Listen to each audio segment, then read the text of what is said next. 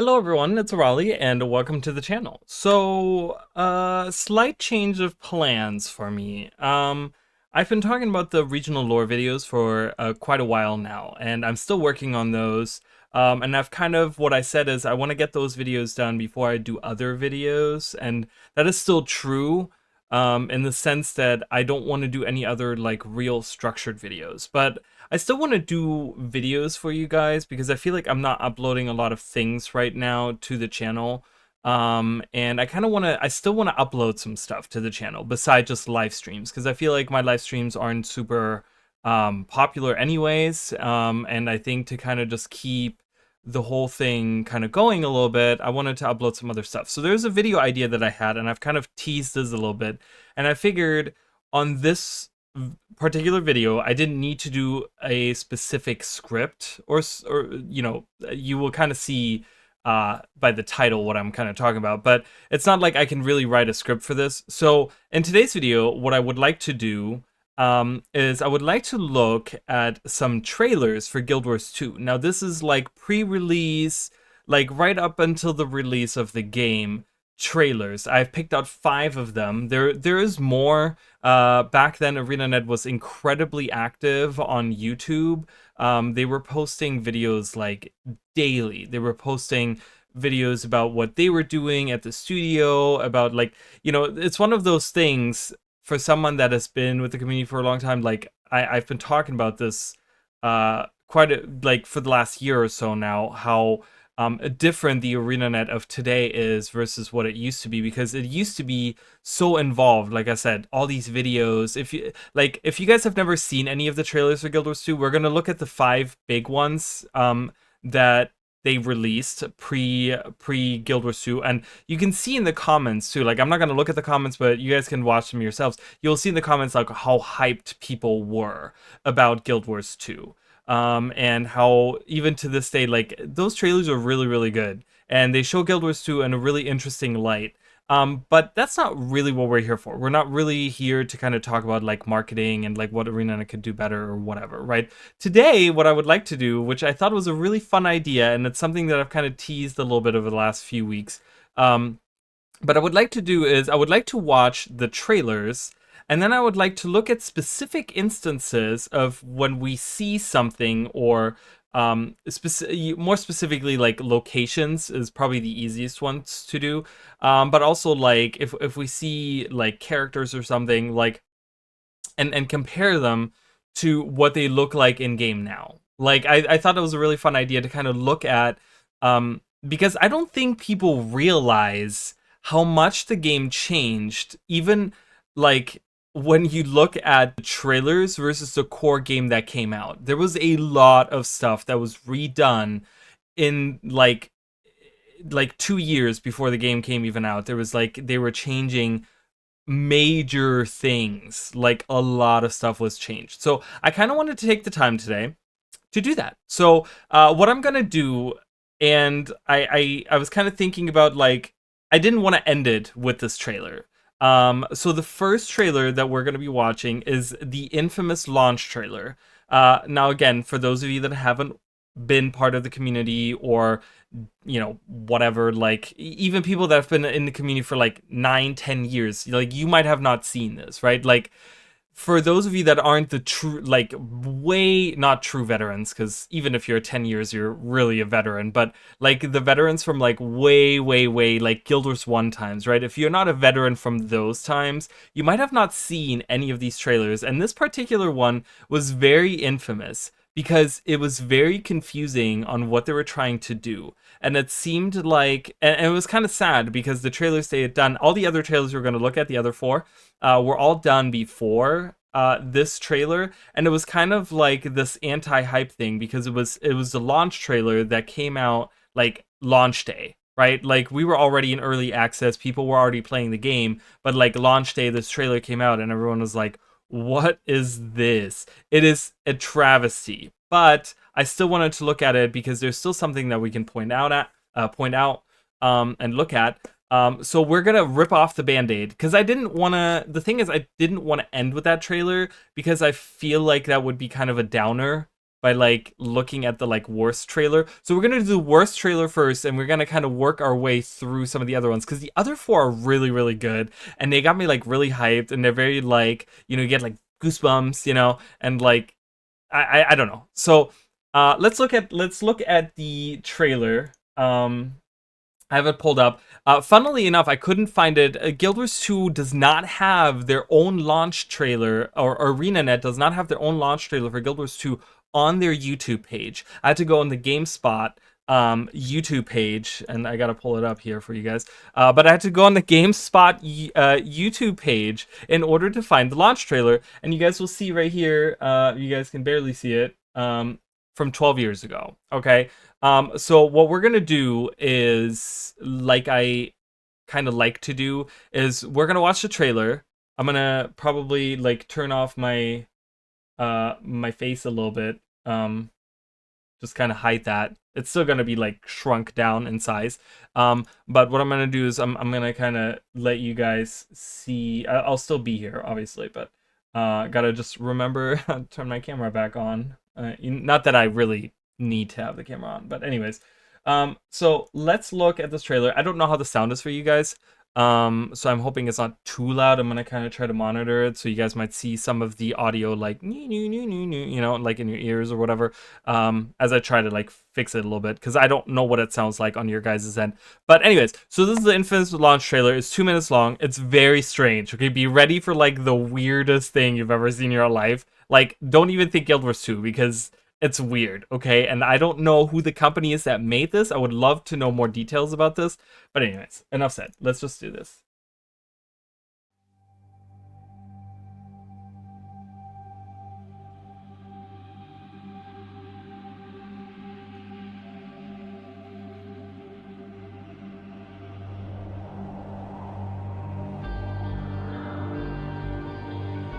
For too long, a shadow has gripped the land, and we have stood by, paralyzed by fear and doubt.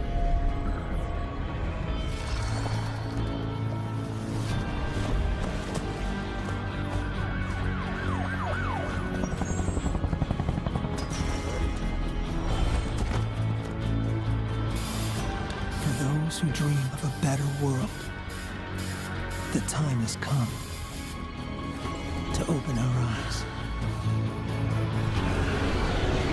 to rise up and join together.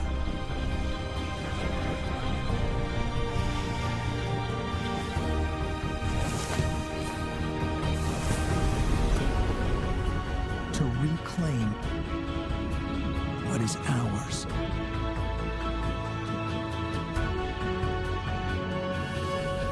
And declare with one voice,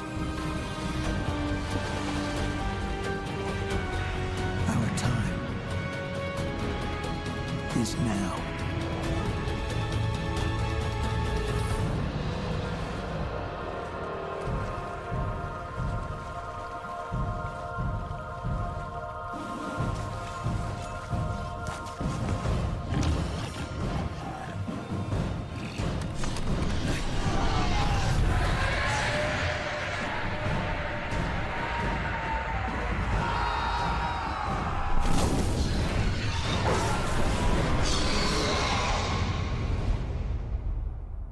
All right, let me bring myself back up. So as you guys can see, that was the travesty. That was the launch trailer. So half of the trailer is like live action, like longer than that.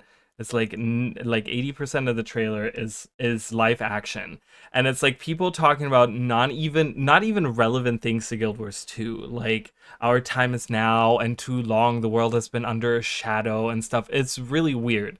It's such a weird. Like, none of the stuff that's happening, like, why is the guy walking over coals? Anyways, so this was like the weirdest trailer ever, right? We're not really here to talk about like what the trailer is about, right? But there is some stuff that I do want to talk about. So once she gets out of the water, it actually gets kind of cool. So there is this there's this thing where, and I kind of see both sides of the coin here, but the thing is, a lot of people were very upset that Zaitan was revealed in the launch trailer because up until this point, we had only seen concept art of Zaitan, right? Zaitan being the big bad of the core game, right? We've only seen like concept art of him, of how like he pulled ore out of the depths and like, you know, how he opens his wings and the tsunami happens and like all these things, right? But here they actually show his in-game model, and a lot of people were kind of upset about that.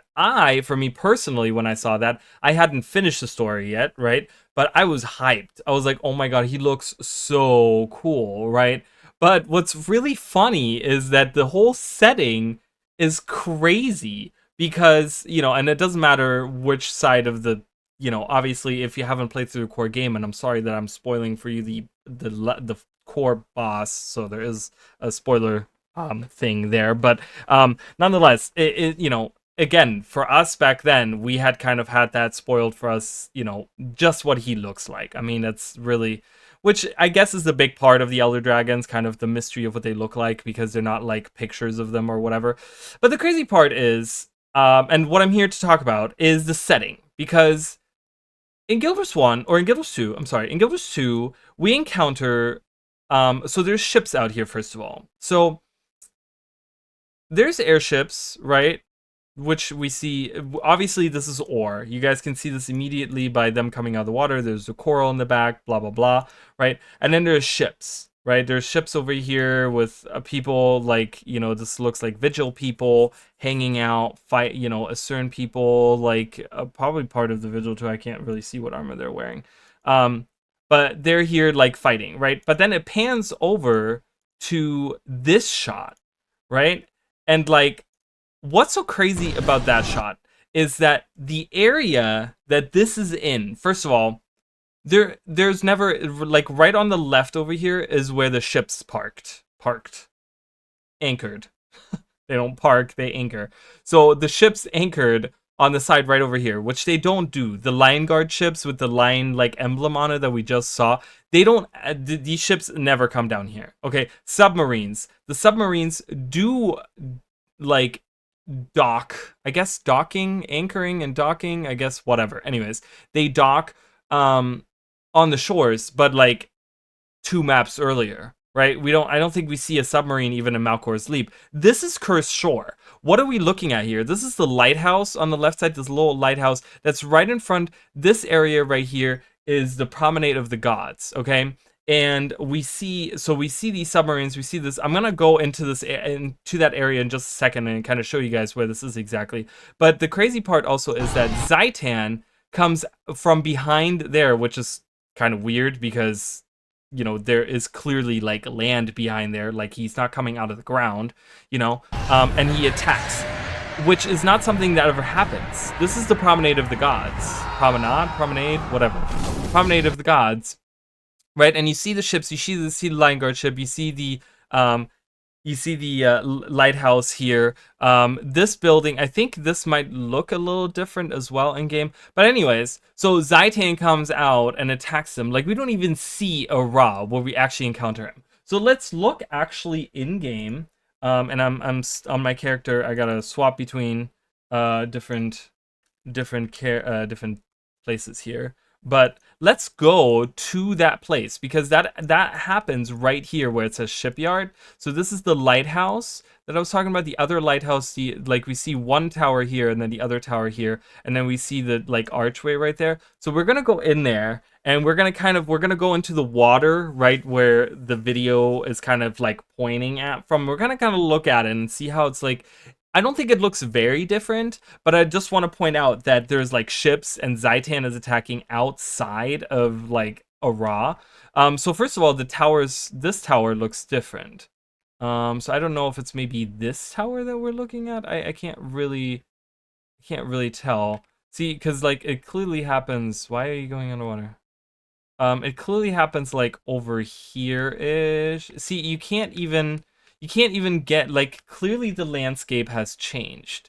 Because if I try to like kind of go exactly, I would have to get on a sky scale to actually get the perfect like vista of this. Because they're kind of like, this is what this is what it looks like, right? Like this is the Promenade of the Gods. Zaitan pops up behind there, and my cat is going crazy. She's been going crazy for like 30 minutes. There's nothing wrong with her. But anyways, so when we kind of look at this and we kind of overlap this with what's on YouTube, which I can kind of show you guys. So it looks very different, right? Like you guys can immediately see. I want to stop right where Zaitan rises. That is the moment I want to stop. So right there. So you can kind of see how different this looks. This is clearly the round gate to the promenade, okay? So if we compare it between the two, right? Again, you can kind of see how different this is, right? The tower is different, you know, it's very different. So you can kind of compare the two here. Obviously, and it's so hard for me to swap between the two things here over and over. I'm gonna kind of scroll out a little bit, but yeah. So this is what that area is supposed to be, right? There's no ships here. Like there's docks. It does say the shipyard, and there's obviously docks and a bridge, a broken bridge, anchorage, which is clearly like this was, you know, this was a port, you know, for ships and stuff like that. But there's no submarines anywhere around here. There's no airships are not even like they're like way up there, not even close to anywhere around here. You know, I don't even see any, and even the behind us looks very different as well. If you look at the video, right? When you look at the video, so let's look at that video again. You can kind of see behind them how different that area looks too, right? Like that doesn't really look like what we're looking at right now. It doesn't look like it looks like they blocked it off early, right? It actually goes much further back there, but they did that for the trailer. You know, this is like a different. I would love to go to this instance of Cursed Shore to see what, you know, to see something like this, right? Like again, to kind of show you guys. We'll do one last before we move on. So I kind of wanted to show you guys this on the trailer. There's nothing else, I don't think, on the trailer. Also, the statues of the gods. They kind of took those. They placed those later.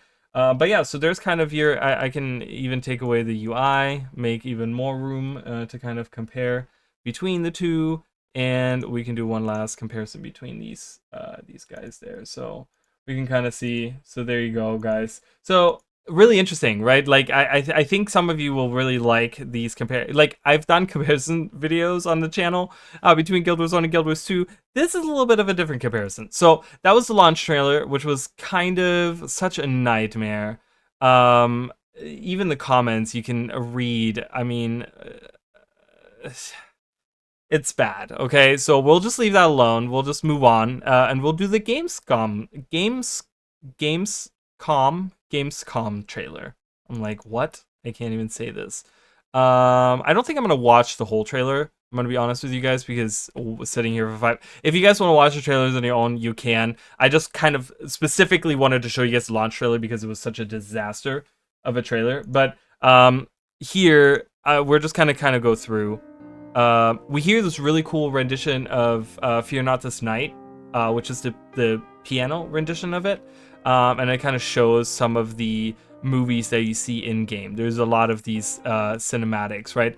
But we see a little bit of an earlier-ish Destiny's Edge, right? Where Logan Thackeray, like his hair, they changed this hairstyle quite a bit, and you guys will see like this is actually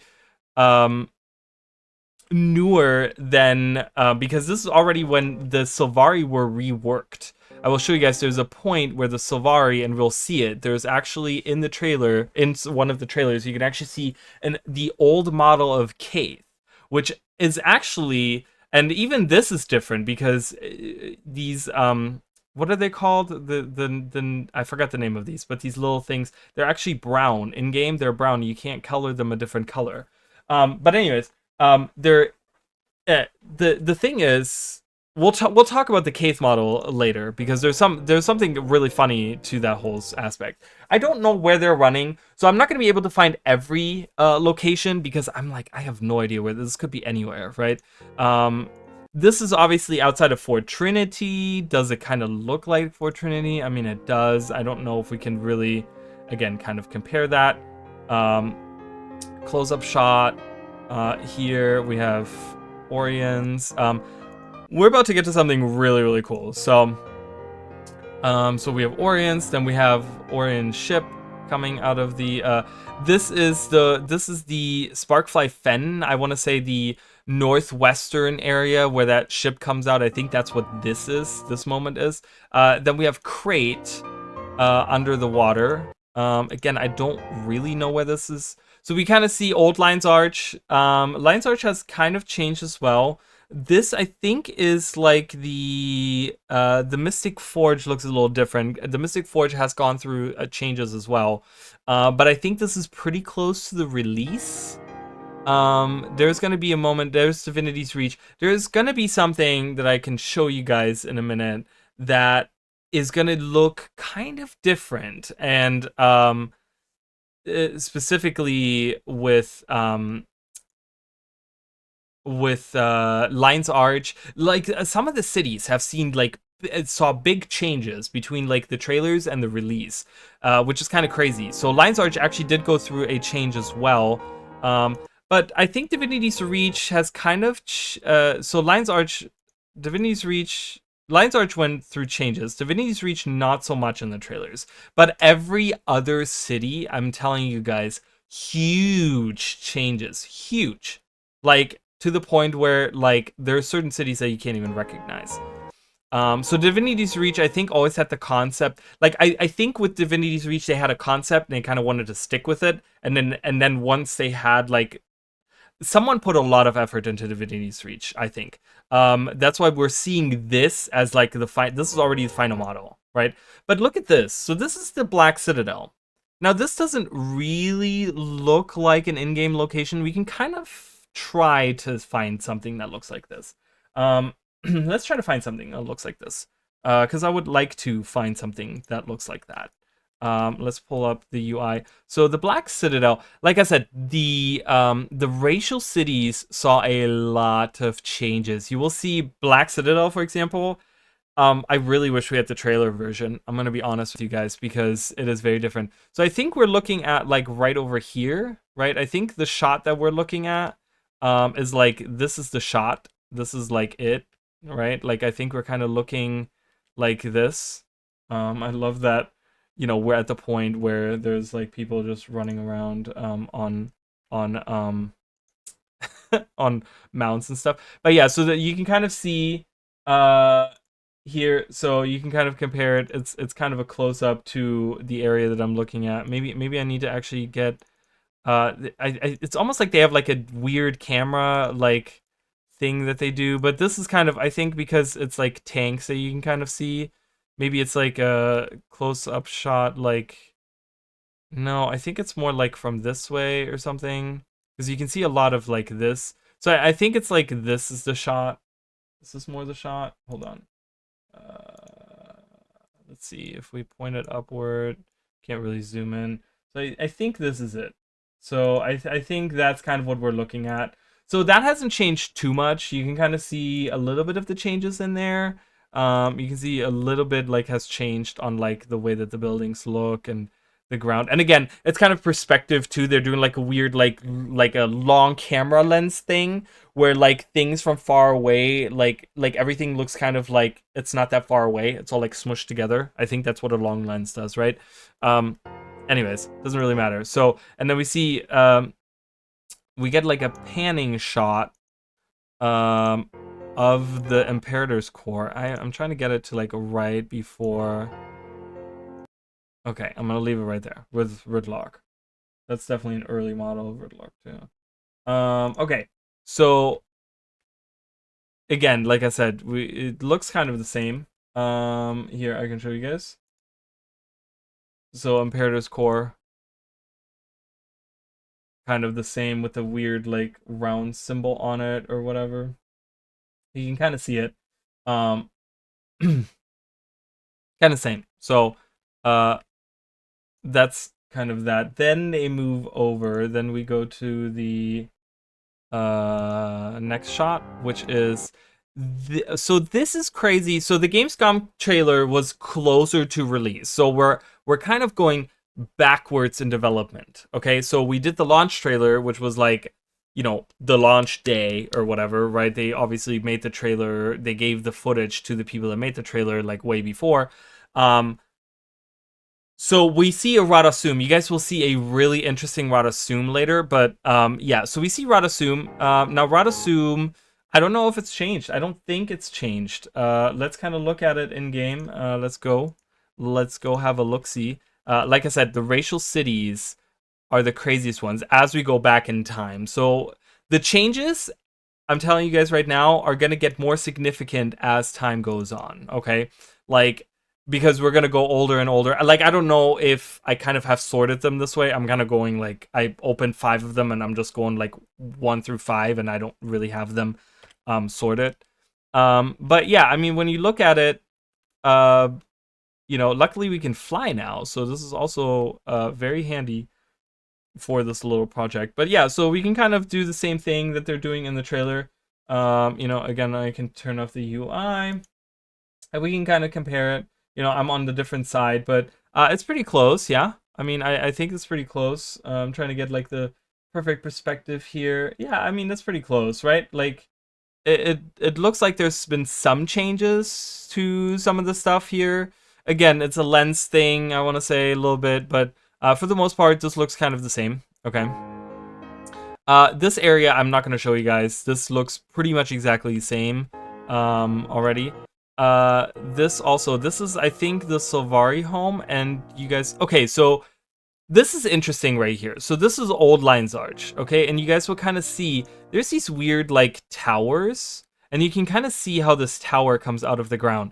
This is actually like a cinematic, I think it's like a cinematic instance, like they did an instance of Lines Arch that's just this part right here, this tiny little part.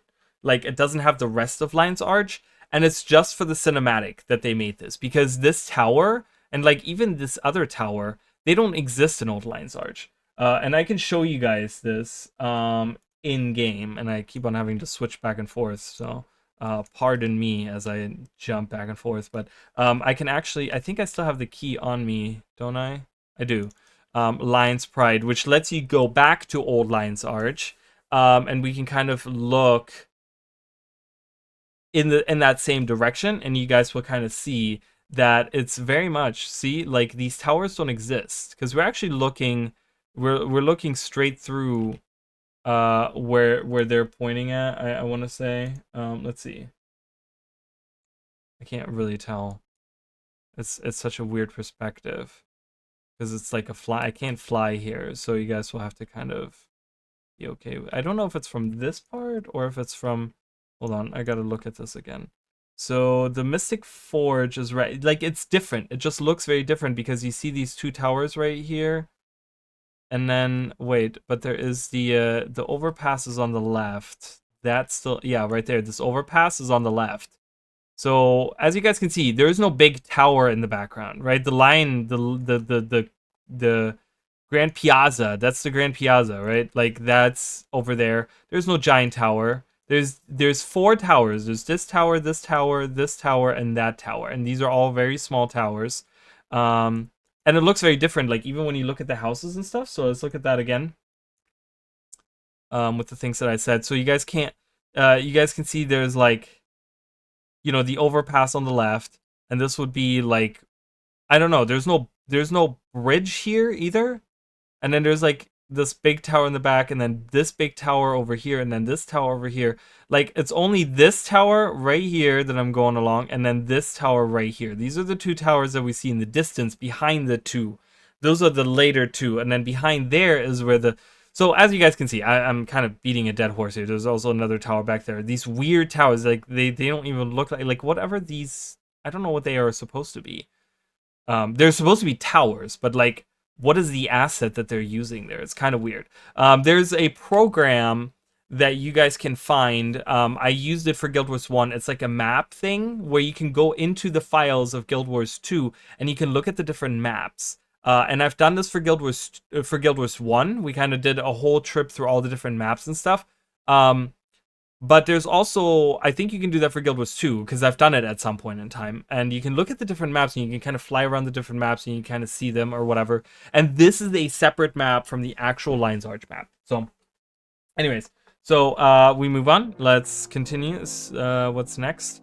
So then we get the fight with Tequatl, which is whatever. I don't think that's super important. This is crazy. So it looks like this is... So we have... not Adelburn. What's his name? What's the Duke Barradin? Duke Barradin. I'm like, what's the Duke's name? Duke Barradin. That's the one. So Duke Barradin fight. And then it goes to something kind of weird. It has the Minotaurs attacking in the Black Citadel.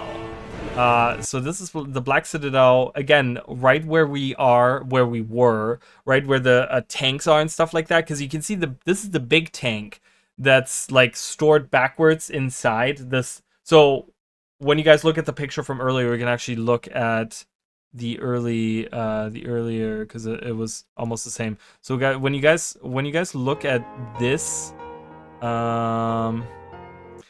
this area right here, goes so fast. So this is the backwards one that goes inward, and this is the one that comes out, and that's how it is in the core game. This is how it is in game right now too. There's one that's facing inward and one that's coming out, I think is how it is. So when you look at wherever I just jumped to, so when you look at those, you can see this is the one that's facing inward, and then there's a smaller tank in front of it, and then the first garage is on the right over here. So this is supposed to be the Black Citadel, and there's Minotaurs attacking in the middle of the city. So that's kind of crazy, right? We see a close-up of a minion, and they're screaming. It's very loud. I'm sorry. I'm sorry if that's kind of too loud. I'm gonna kind of lower the sound a little bit. And they explode, which is something that they do in game. This is somewhere in Sparkfly Fen, I want to say. It's interesting enough because this character was reused. She's actually, and I don't know if I don't know if we can find her in Guild Wars 2. You can find her in Guild Wars 2, actually. I don't know why I said that. I forgot that you can actually see her. She's a character in Kessex Hills. So it's really cool that they reused her model, because I do like her model. I think she looks really badass. But she is a character right here in the Kessex Hills. So I'm sorry I'm jumping around, but we're kind of just going through trailer by trailer. So she's the character out here. Like, I don't know if... Is she right here? I think this is supposed to be her, right? Like, this is Arya Venom. She's the one that kind of... Now, I think she has a quest chain. I think she's going on her quest chain right now. So I think that's who that is. Because it kind of looks like her. Right, like it kind of looks like her. So they reused her model. They probably really liked her, and they were like, "Oh, we want to do something." I don't know where that is. That looks like right outside of Sorrow's Furnace, I want to say, but I couldn't tell you. This is Steel Ice Band. We're gonna look at Steel Ice Band in a minute. I'm not gonna go in. This is somewhere in the Ascalonian Catacombs. I couldn't tell you exactly where. This is where you fight Isomir. Which I think is pretty normal. I think that's the regular thing already. This is more of the Black Citadel. This is by the scrapyard where they throw everything in.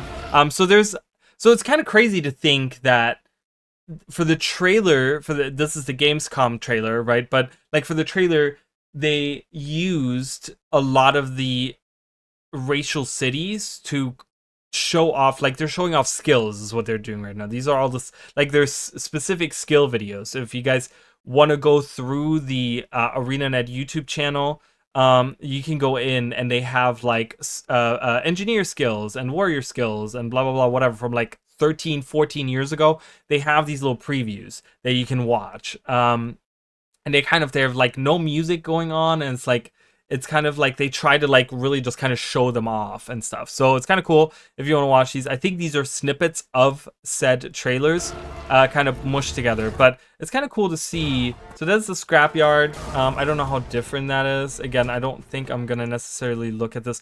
This area is pretty much the same. This area, and I'm sorry, I keep doing that.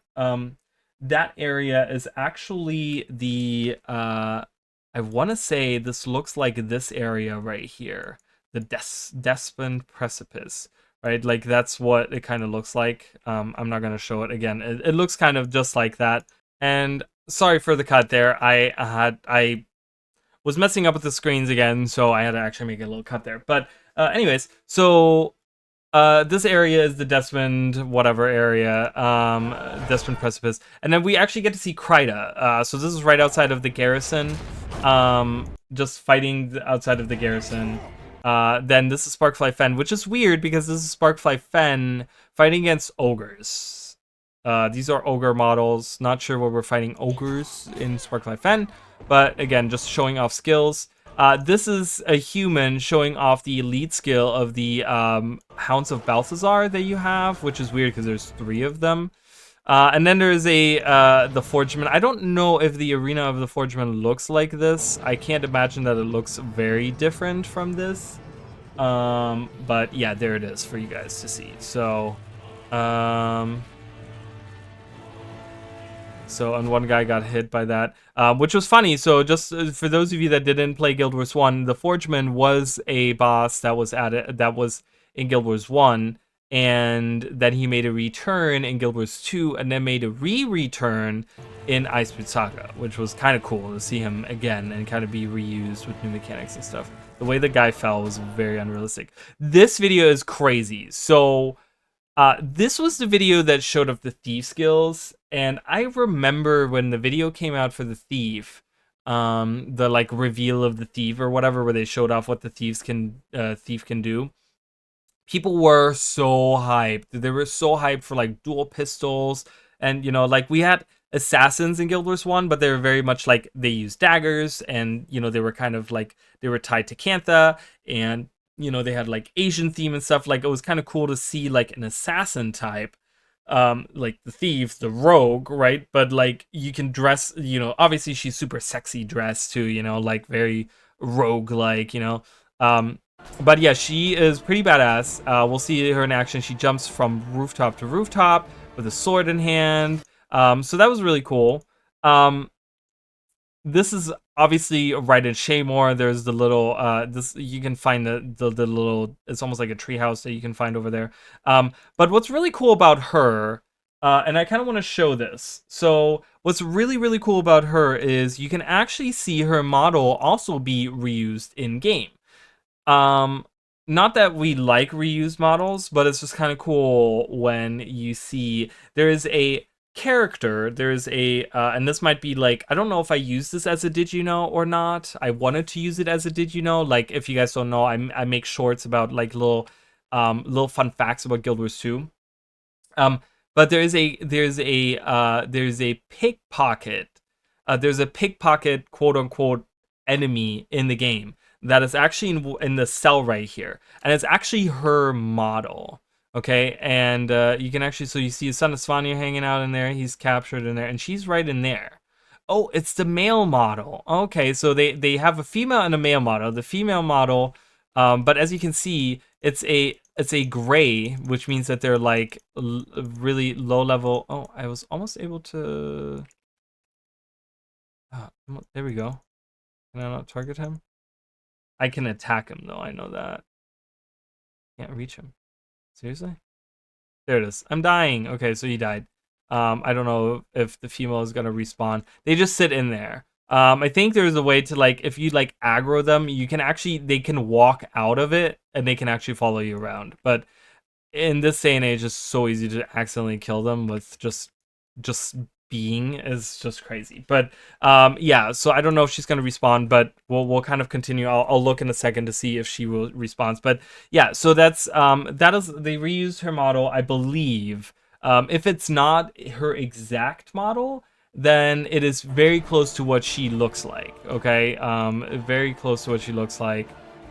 But yeah, anyways, so that was that. Then they're showing off fighting against Skrit somewhere again. Firehard Rise, showing off explosive power against ogres in ore. This is definitely, is this ore? No, this is Kryta. This is Kryta. There was an end. Wait, that was 2 different fights.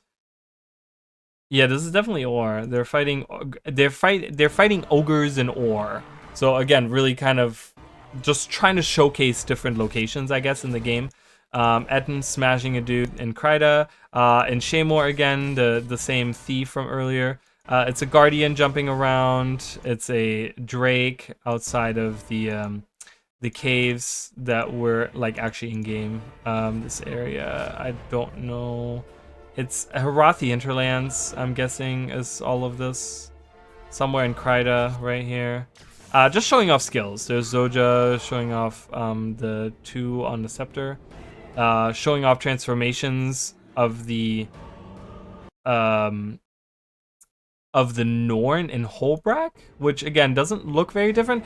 This is just a Gamescom trailer. I'm telling you, it's gonna get crazy. So this again is the like, what is this area called? It's like the junkyard where they like destroy the stuff or whatever, melt it down. This is Fort Trinity.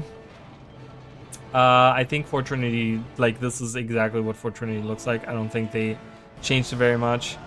Case showing off more skills of the game. A giant attacking the lumber camp outside of Fort Trinity, and that kind of is it. And then they I'm gonna kind of skip forward here, and then we see the Forgeman kind of do his thing. I don't know why they added that.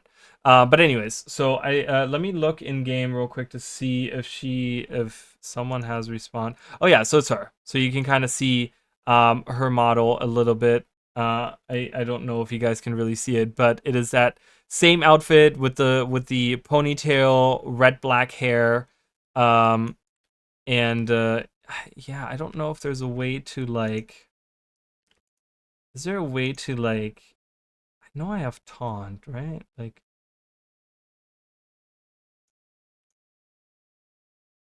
That didn't taunt her.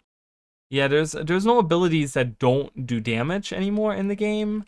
And these don't have health. They're level 1s. So this is just a pickpocket in there. So do with that what you will. But yeah, this is the only, as far as I know, is the only pickpocket or named NPC that's called a pickpocket in the game. But yeah, it uses her model. Anyways, so there's that.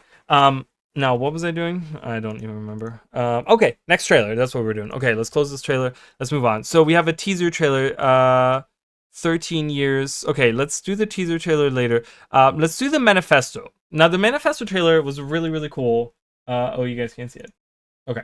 The Manifesto trailer was really, really cool because the Manifesto trailer was, I think, something that really hyped people up because they really talked about how stale the MMO, like the MMO, like as a genre had become. Like MMOs as a genre had become very stale because they're very like the same. And there's some really cool stuff that they say in here that makes total sense, but it's not really like. One of the comments under this trailer actually said that you know, this is a super hype trailer for Guild Wars 2, and whether or not you agree with everything they hit. And this person said, I think they hit about 50-50, which you know what? I will agree with that. I think it's 50-50. There's some stuff that they kind of were like, yep, they went above and beyond other MMOs, but then there's certain things where they talk about like NPCs remembering you after you do an event and stuff like that. I'm like, yeah, they do remember you. They kind of say, thank you for saving us, but it's not like that has any significance in game. Right? Like when you do events, you don't go up to the NPC and be like, do you remember me? I'm great, right? You know, and it's just like, you know, they don't celebrate you. They don't put up a statue in your name or whatever. You know, it's like they kind of put it that way as in that those would be things that would happen, but it's not really something that happened. So we're going to kind of look at this trailer here. And again, we're going to kind of skip over some of the things that they do. Again, if you guys haven't watched these trailers, they're really, really cool. If you want to get hyped for Guild Wars 2, watch the old trailers. Like, they're just so good because there's just really some, like, the passion.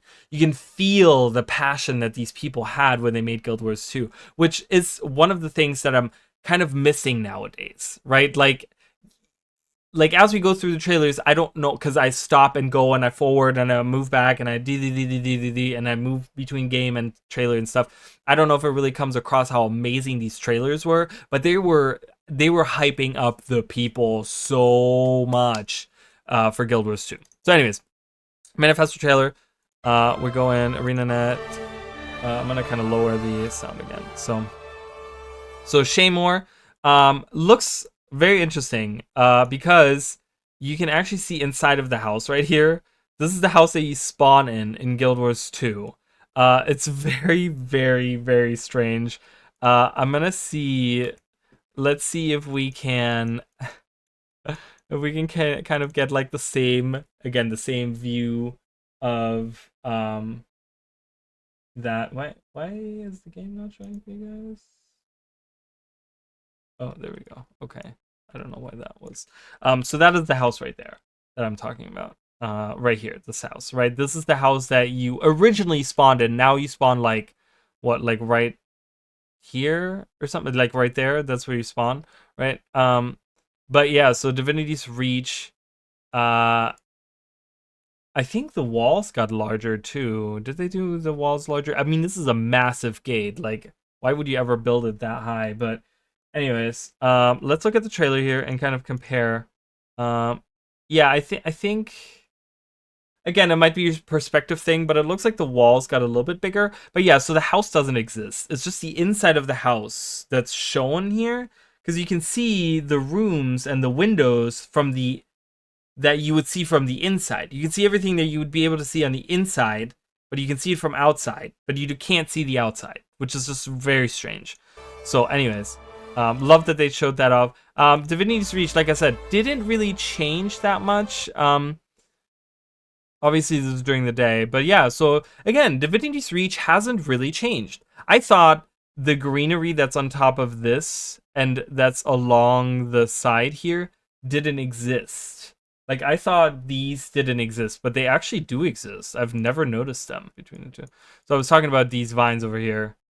You can't really, like, the ship, Tix's or Tox's, it's Tix, right? Tix? Filmmaker Tix, yeah.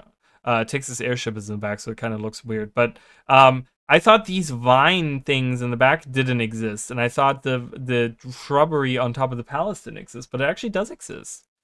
So I noticed something new, I suppose. All right, cool, whatever.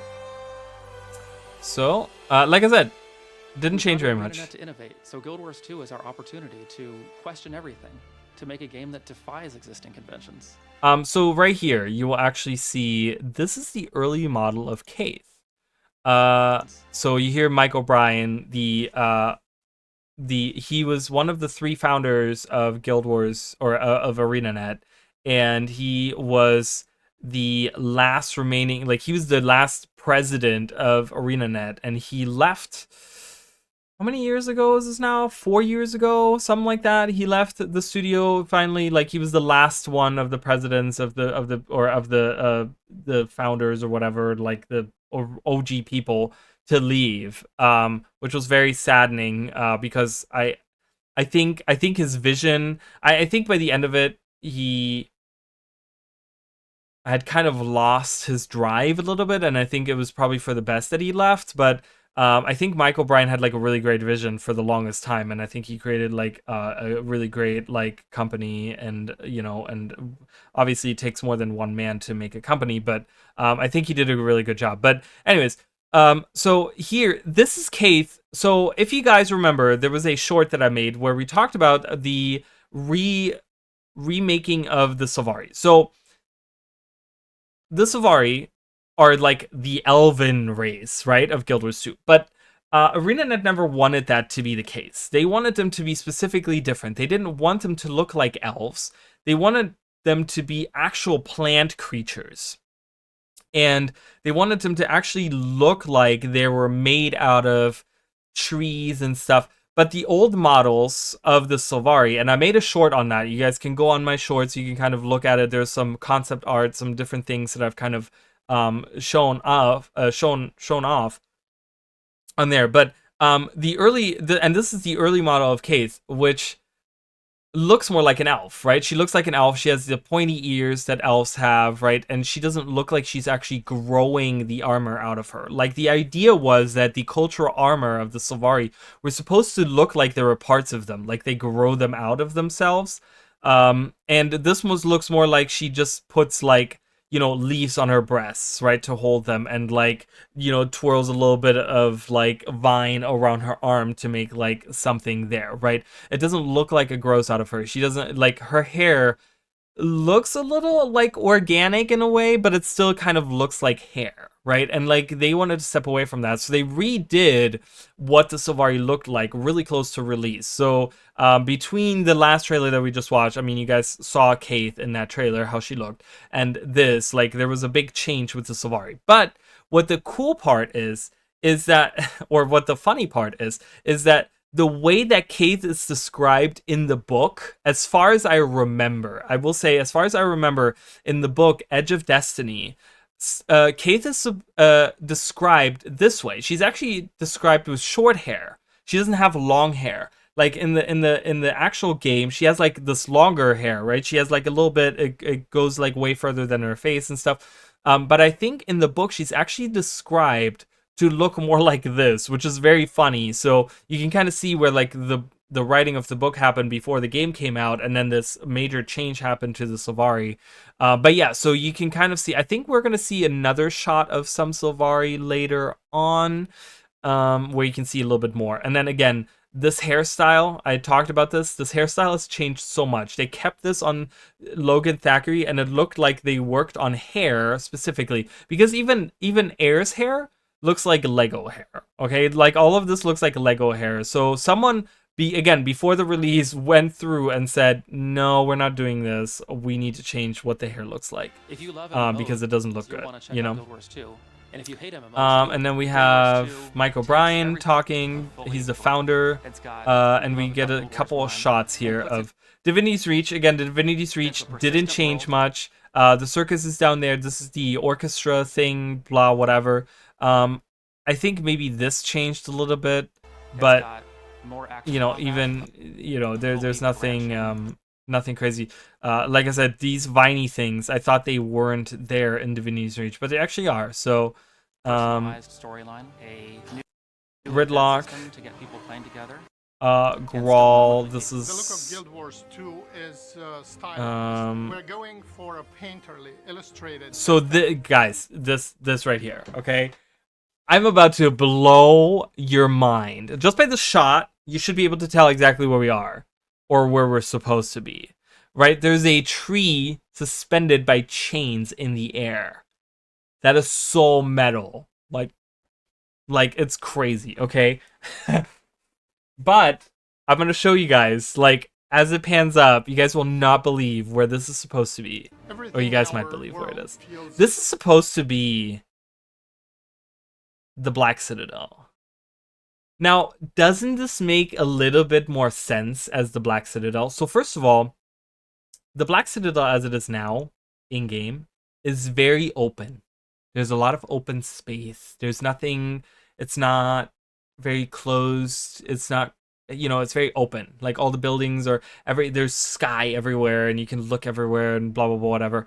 But this is so cool. So this is like, they really built the city around the ruins of Ascalon, right? Because you can see the ruins, right, built in, right? They're lit up. You can see the ruins, and then you have the steampunkish, you know,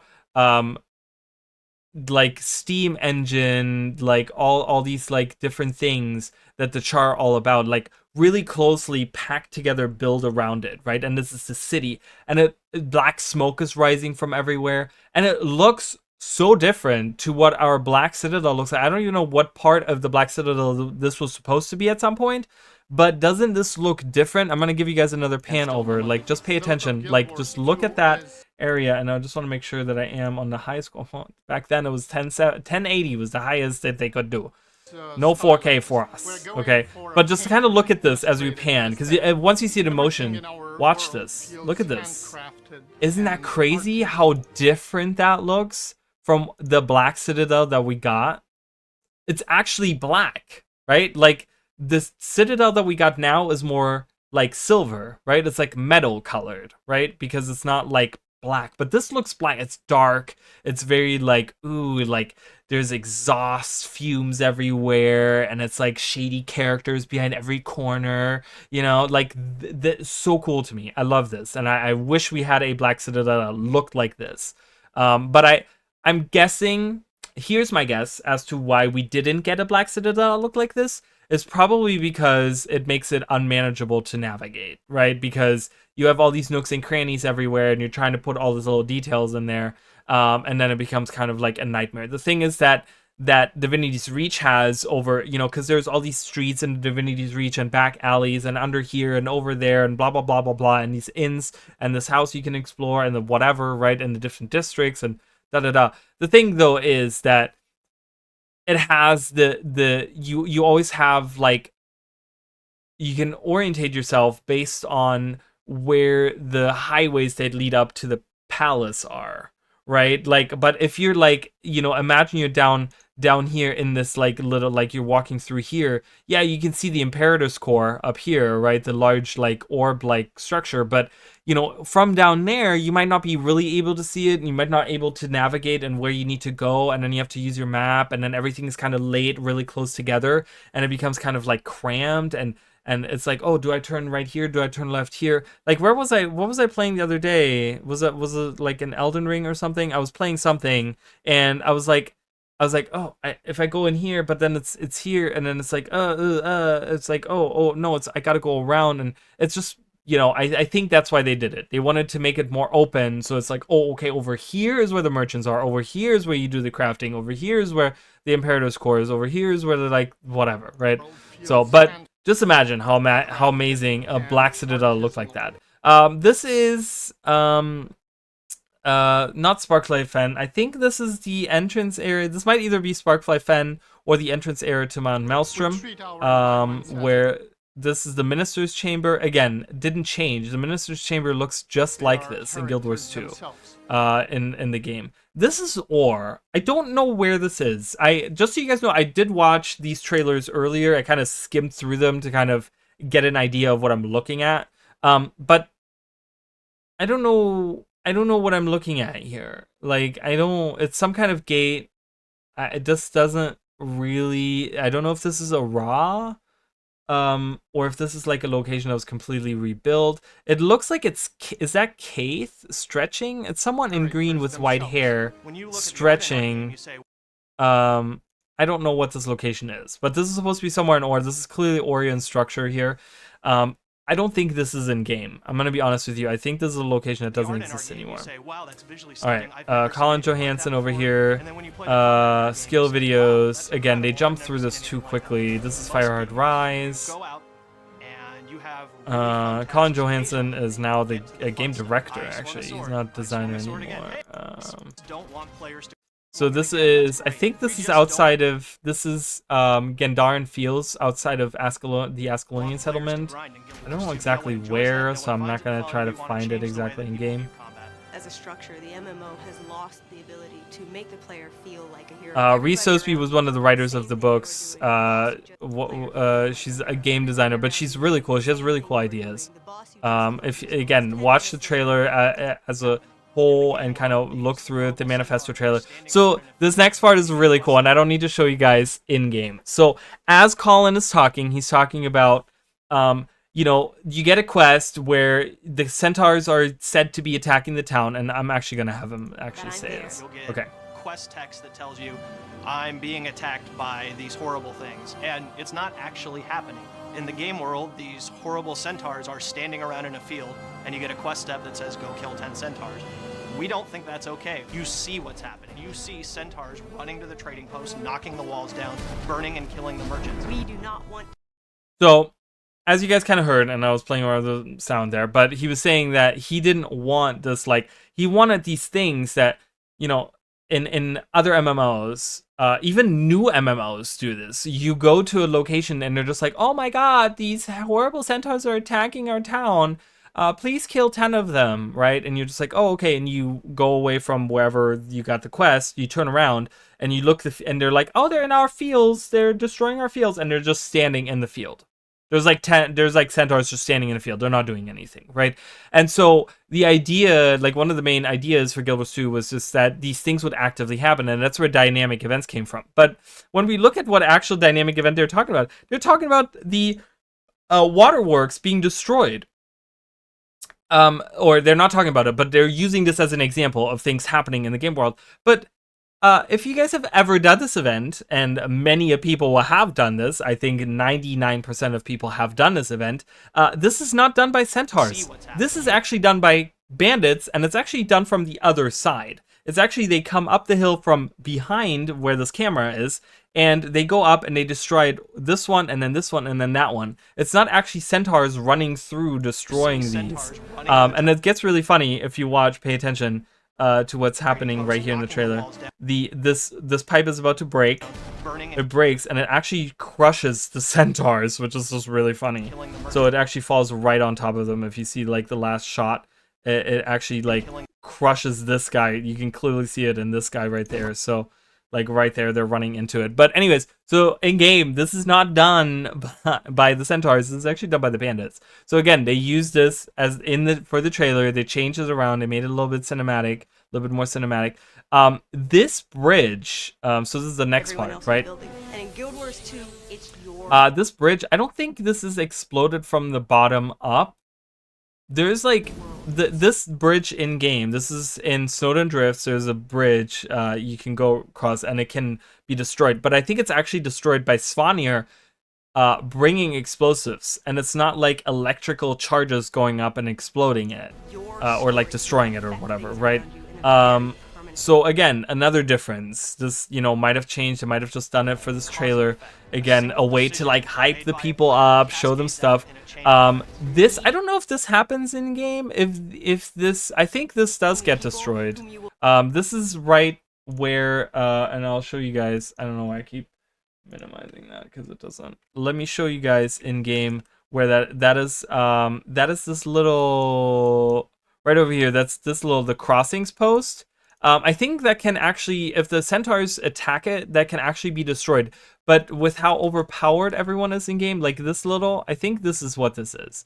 And this can actually be destroyed as far as I remember, because I think that the centaurs attack and they come across and they destroy this. And then you have to, eventually the centaurs, the Seraph, are gonna try to reclaim it, and you have to like help them fight their way from the outpost down here, and then they have to build this back up. So this actually does get destroyed, but you don't see that anymore in game because no one fails the events anymore, right? Like in low level areas, you're so overpowered now. Power creep has really taken over the game. Like, you guys don't understand how many times events actually failed when the game first came out. Like, for those of you that didn't play, all those years ago, like, events actually used to fail in places like Queensdale. Like, you could actually fail things if you didn't have enough players. You know what I mean? Which is kind of a cool concept, right? This is the little brewery. I don't think anything's changed here. It looks kind of cool. Remember you. The most important thing in any game should be the player. I don't know what this forested area is that they're showing there. It looks like something in Ascalon. I don't know where that is. This area is interesting because this area did exist in Guild Wars 2. This is Divinity's Reach. This is what the pavilion looked like before they built the pavilion, because there was a giant, as far as we know, shortly before the game start, there was a some kind of earthquake. Something happened, and a sinkhole like took out a whole district in Divinity's Reach. And it was still kind of mysterious. People were saying, oh, it's the Elder Dragons attacking Divinity's Reach, or like whatever, blah, blah, blah, blah, blah. And they kind of were leaning a little bit into it with, I think there were some NPCs that were talking about, right around this area, that were talking about like the sewers underneath Divinity's Reach. So I think they were trying to build, at some early point, something with the crypts beneath the Divinity's Reach, because there's not just like tunnels beneath the Divinity's Reach, but there's actually in the book you can read about a whole system of crypts, like a cavern system of a crypt underneath Divinity's Reach, and there's actually the entrance door. You guys will find it as Skull Plaza, which is like the most northern. It's the one that's directly south of the statue of Grenth, I want to say. It's like the most northern part, pretty much on ground level behind the palace. On the ground, you can actually see it. Actually, I don't know why I'm explaining it to you guys. If I can just show you. No, I'm not going to show you in game, but I'm going to show you exactly where the location is. So right over here at Skull Plaza, Plaza of Grenth. So right here on the main regular level, you will see Skull Plaza, and there's actually like a door that you can't get into, which is actually the door because as far as I remember in the book, they actually do mention Skull Plaza specifically, and saying that that's the entrance to the crypts. So in the book, which is which one? The Ghosts of Ascalon book, they actually the main character, Dougal Keen, which we've talked about him, he's actually a character that exists in Guild Wars in the Guild Wars world, right? He's like this kind of hero. He's like this dungeon. He was associated with dungeons for a long time in the game, but he journeys into the crypts underneath Divinity's Reach. So the Crown Pavilion was originally a giant sinkhole. Okay, there was like a giant hole here, and people were associating it with like the crypts underneath, and that they were hearing things underneath, like the city, and there was like stuff going on underneath the city, which could still happen, but they kind of took that away and they made the Crown Pavilion out of it. So so we can kind of see this is the what did they call it? The breach? Not the breach. Was that what it was called? The breach? I think that's what they called it. So there's a bridge that goes across, and you see all the birds flying around. It's really, really cool, and you can kind of like see in there, there's like, it looks like there's like water and tunnel systems or something going on. And like you can see like, ooh, what's down there? You know, what's going on down there? So give us another little pan and a little view of the bridge running across there. Very dark. So this is very, very dark. So one of the things that you guys will notice is that in Guild Wars 2, the night and day cycle like is really not like, the night cycle isn't very dark. And this is not just, from what I understand, before, like during the alpha testing, they had they had many of the testers, or a lot of the testers, they had feedback. This was something that they explained to us. There was feedback that the nighttime was too dark. Apparently that was the feedback from the testers. I don't know who these testers were. I don't know if they were internal or if they had external, if they had like an alpha for press people or whatever, right? I don't know where this feedback came from, but I did hear that that was the explanation, that they made the night cycle much lighter because apparently people were complaining that it's too dark, which I hate. I think not most of us hate that. I would love to have our nighttime look like this. Our nighttime does not look like this, okay? Our nighttime does not look like this. This is very dark. This is very, very dark, and this is not what it looks like in-game, right? And it's really cool because you can see, like, that's where the moon would be, like, I guess, because it's very bright over there, and it's really cool. It has this very interesting atmosphere. This is really cool. So this, and we will see a couple other shots here, buildings getting destroyed, and yeah, so they're crumbling, right? There's buildings crumbling in the background. What's going on there? What is this? This is the town of Beetleton, okay?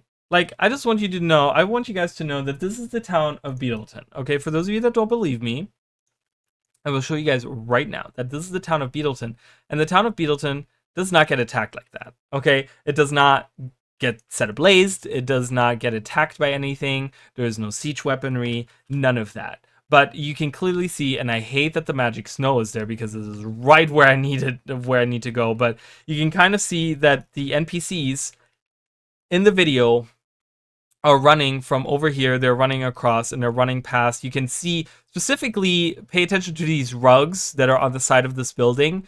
So there's a house here, there's a house here, there's a house here, there's a tree. You can kind of see there's a tree right there. There's a fountain there, there's the hedges, right? Like, pay attention to those things, and then we're going to go back into the trailer, and we can kind of see exactly, like, look at this. That's the tree right there. There's the house, there's the other house, there's the other house, and then right here you can see the rugs of this trading, of this little, like, this little house. There's the fountain right here. So this is Beetleton getting attacked.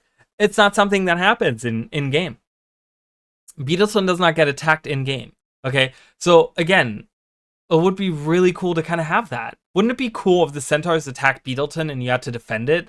Like, when we talk about, and this is another concept video that I want to make, is an expansion concept, but it's, and I've talked about this many times, but it's the Return to Tyria expansion, where we look at the core maps of Guild Wars 2 and we enhance them, and we look at the core systems of Guild Wars 2 and we enhance them, like the looking for group and like those types of things, right? Like, where we look at, like, you know, the UI being like, you know, the Boon UI being like such a cancerous, like those things, right? We kind of go back and we kind of fine tune a lot of the things that have kind of fallen behind.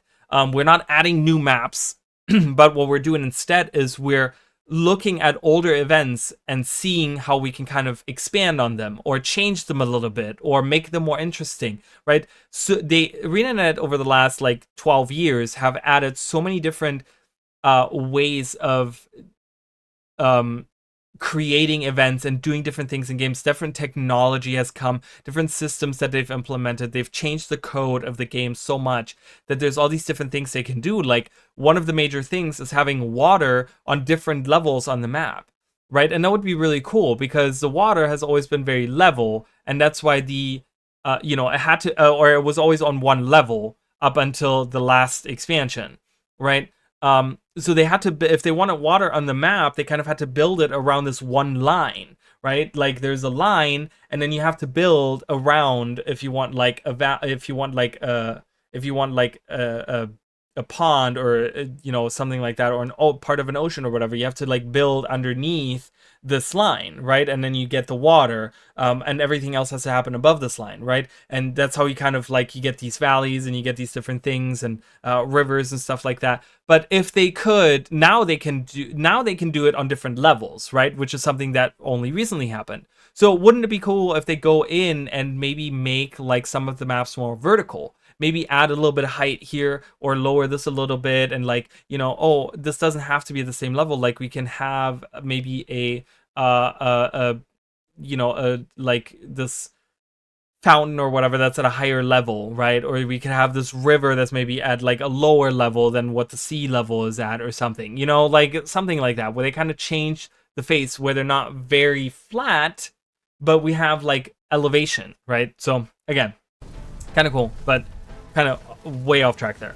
But yeah, so this is Beetleton.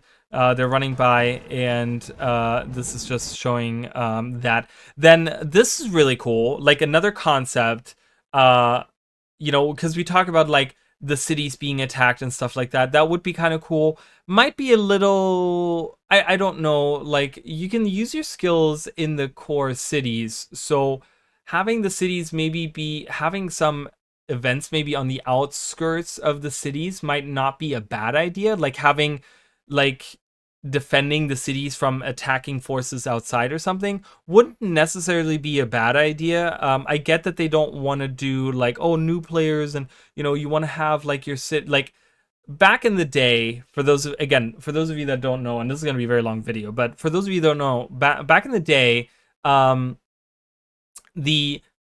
the concept was that the towns were supposed to be these peaceful areas, and that's where you would wear your town clothes, which was like, I guess, the predecessor to outfits, you could say. But it was like this set of gear that you would wear that didn't have any stats or anything, and it was just about fashion. And it wasn't supposed to be like combat armor. It was supposed to be like town clothes that you wore, right? And then eventually they made those into like tonics, and then they made those into like outfits, and they made them like different things, you know, happened with that. But and different skins were released as well. Blah blah blah. Whatever. But yeah. So that as a concept, I like maybe having some events happen in the cities. Now that the cities aren't really like, the cities aren't super populated anymore because we have so many different hubs now in the game. But maybe utilizing those maps. If we do a Return to Tyria expansion, we could have some minor events. It doesn't have to be anything big. It could even be level 1 events, right? Like, or level 2 events or something, right? Like, but just kind of something where maybe someone that's exploring the city, maybe exploring the town or something, you know, they kind of get like caught up on something, and they're like, oh, there's a thief that stole something out of this inn or something, right? Kind of make the world feel a little bit more alive and have the cities actually come to life a little bit. You know, would be interesting. So this is an army of Oakhearts, like marching towards something. Again, doesn't happen in game. You don't see hordes of Oakhearts, or whatever you want to call them, gaggles of Oakhearts walking around in game, right? But you see these walking around. They're walking towards some enemy, I guess the player. But they're showing off the combo skills here, where you do like a whirling in a fire field, and it creates these fire projectiles that fly around. Or you create a lightning field and you shoot through it, and it shoots electrical bullets. This is in Queensdale in the swamp area, Goslar Swamp. This is, we're gonna see changes to the specifically. So we've seen the Char, like the Black Citadel. We're gonna see Radasum in like a different light, way different, and we're gonna see a different part of the Grove as well. Like those three have changed the most. Holbreck did go through a little bit of change as well, but not as much. I don't think it's like as drastic of a change. But I don't even know what this area is supposed to be. I think this is supposed to be the early starting area in Metrica Province for the Asura. I think this is supposed to be Soren Dra. So I'm going to show you guys in game exactly what I'm talking about. And you guys can see if that's what you think it is. So Soren Dra is right here. I think they're showcasing a different version of like this area specifically, I think. Because it kind of looks like they're coming down these stairs into the field. And that's what it still does in game. Right? Because I'm going the wrong way. Right? So like we kind of like Radasum is over there, and we have all these stairs that are leading down into you know, the world, right? Kind of like, oh, hello, right? And I will say that I like the way that this looks more. But it would be cool to see an alternative version of this. But I think this is what that is, right? I would imagine that back there is where Radasum is, right? And like we're coming down and we're adventuring, and then this might be the arena fight. Like remember, there's these 5 golems that are kind of like fighting in this arena that I'm standing in game right now, that I was standing at the round thing. This might be the early concept of that, where the golems are fighting each other, right? Like Zoja is standing there overlooking that. And this looks like an early Soren Dra.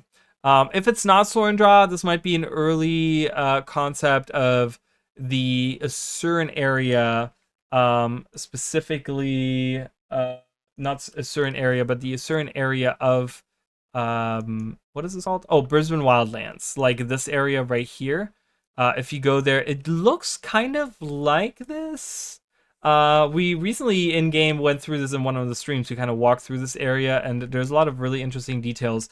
But it kind of reminds me a little bit of this area, right? Like, doesn't it, with the weird windows and stuff that they have? I mean, you can kind of look at this. We can't go in there. I don't know what's in it.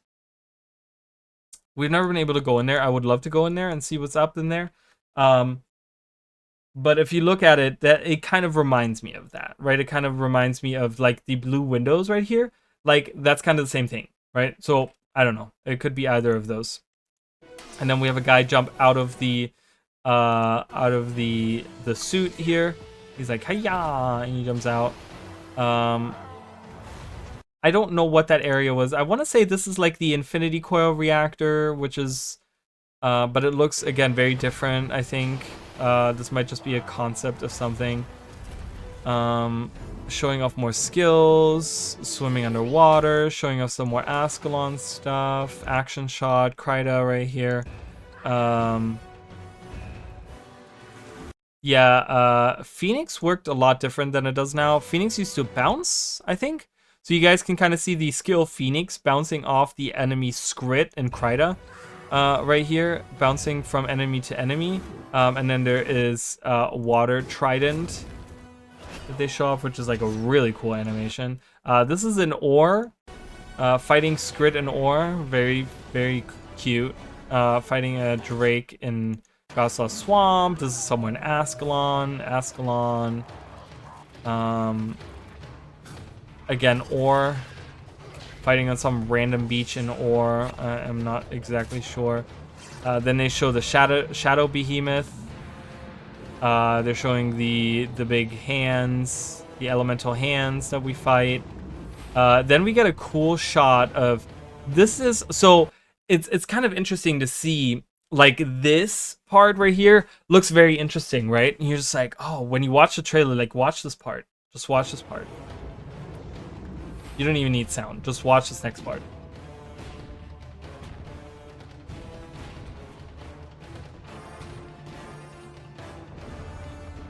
And you're like, okay, like, yeah, this is like a what's going on there, you know? It's like, oh, okay, branded are attacking.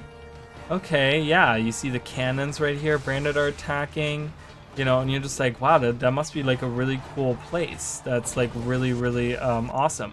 Well, you know what this is? This is Steel Eye Span in Guild Wars 2. Let me go to that location. It is on the brand. It is right here, Steel Eye Span. Yeah, that's what they're showing off. They're showing off Steel Eye Span. Which is not that important, and it's not that exciting, and really not that much is actually happening there. But yeah, they're showing this building off right here, where you can kind of see the like cannons and stuff. You can actually use the cannons. You can actually fire these cannons. I can actually like go in there and, I mean, if I fit through, yeah. You can actually fire the cannons and like fire at the branded. But the branded aren't really like attacking actively. It's a cool looking area, but it doesn't play any importance in the way that they're showing it in the trailer. It looks like it's like the super important area, but it's really not. It's just this really cool concept of like a base that's supposed to connect the, you know, because crossing the brand in lore is in game is super easy, right? You just walk across, ooh, done. In lore, it's really dangerous. Like, you can't, like, you're crazy for trying to even do that. So, you know, this kind of makes sense. But yeah, so that's what they were showing off there. Steel Eye Span. It kind of looks the same, which is cool to think about. And then the last part is they're showing off the Shatterer fight, which was really cool, having the Manifesto trailer end with not Crocodile. What did I say? I said Zaitan earlier? I don't know what's happening. That's the Shatterer. So showing off the Shatterer fight, which was one of the early fights that they, early boss fights that they showed off, right? Like, and he just, I mean, he looks so badass, the Shatterer. Like, you know, for 2012, this was like mind-blowing stuff. And then we get one last look at something interesting. So they give you, they're like, ooh, Guild Wars 2, right? The Manifesto trailer. It's really hype. It's really, really cool. And, you know, the only thing that could compare at that time to this dragon fight, to seeing this dragon and seeing this dragon fight, was the dragon from WoW. I forgot his name. He's the big dragon. It was because Guild Wars 2 came out right around the time that Cataclysm, was it Cataclysm for WoW released, which dealt with the big dragon guy that came in and he attacked like the city and stuff like that. It was right around that time. So it was just kind of, it was interesting to see the parallels, because you had Guild Wars 2, which was all about dragons, right? The logo is a freaking dragon, you know, it's like all about fighting elder dragons and stuff like that. And at the same time, WoW is making an expansion where the bad guy is a giant dragon, right? And the trailer for that, for Cataclysm, was really, really cool too. So it was kind of cool. So this definitely rivaled that feeling of like, oh, this is the bad guy. Yeah, so the last thing that they show here after that is this cool shot of a Sylvari. Again, early model Sylvari, because again, wearing the armor, wearing the plant armor, not actually growing it out of her, right? It's not part of her body. So again, it's more elven rather than actually Sylvari. But what do we see here?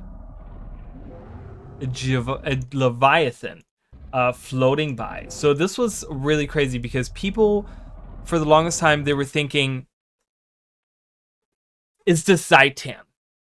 Right, like theories. Oh my god, theories came out because we didn't know much about the Elder Dragons. We knew that, I think at some point they said that there were 6 Elder Dragons, but we didn't know anything. We knew about Jormag, right, because we heard about the Norn, right? We knew about Primordus because we fought Primordus' champion, the Great Destroyer, in Guild Wars 1. And then, you know, the movement of the world kind of explained a little bit about the Cern coming up from the ground and stuff like that, and the dwarves going to fight Primordus and stuff. So we knew about Jormag, we knew about Primordus, we knew about Kraukotorg, right? Kraukotorg was in the books. The awakening of Kraukotorg is described in the books, in one of the books, and you know, so we knew that as well. But the other ones, as far as I know, so Suwan, we never, you know, we didn't know anything about. Like, we didn't even know. I think there was hints of an underwater dragon. I think there was like something in lore where people where someone said like the one dragon is an underwater dragon or something. But we didn't know anything about Mordramoth. We knew nothing about Mordramoth until the actual core release of Guild Wars 2, where the name was released in the dungeon, the Infinity Core, the Inquest dungeon, where the Subject Alpha, I think is what it's called, the boss, has different attacks named after the different Elder Dragons, and one of them is called like Fangs of Mordramoth or something like that, and no one knew what Mordramoth was, but it turned out that was the dragon. So people went crazy and they went wild with speculation what this creature is. It's a massive underwater creature, right? Like, at this time, people were hyped for underwater combat, mind you, okay? Like, I know people hate underwater combat now. Underwater combat back then, like, they were hyping it up. They made streams on underwater combat. They showed off underwater combat, like all this stuff. But yeah, you have this giant creature float by, and when the game came out, it was found out that it was actually a Leviathan model, but it was never used. So this is a brown Leviathan, which we haven't seen in game yet. The only Leviathans we've seen were the blue ones. There was a blue model, which are the ones that I think they took the model that they had. They had a blue one and a brown one early, like in the release of Guild Wars 2. And they took the models and they took the blue model and they upped like all the textures on it or whatever, and that's what they used in End of Dragons and like all the times we've seen it now, right? But we haven't seen the brown model, right? But it was data mined at some point, so people knew what this creature was at some point after the game had released, because people went through the files or whatever. Probably that shaman was the one that found it out. You know, he's been with the game for a long time too. But so it kind of it was like this big mystery, but then we found out about, oh, the Leviathan, like the model is in there, but they never used it for anything. It was kind of crazy. So, but yeah, anyways, so that was the Gamescom trailer. So now we're going with the teaser trailer.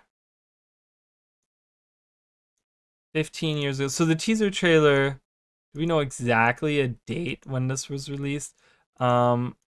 It's kind of weird to see the stats on both of these.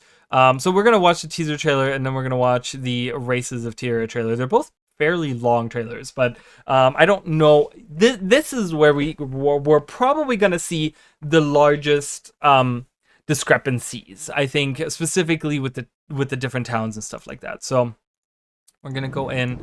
So we see some concept. Queen Jenna, I believe. So we've seen this.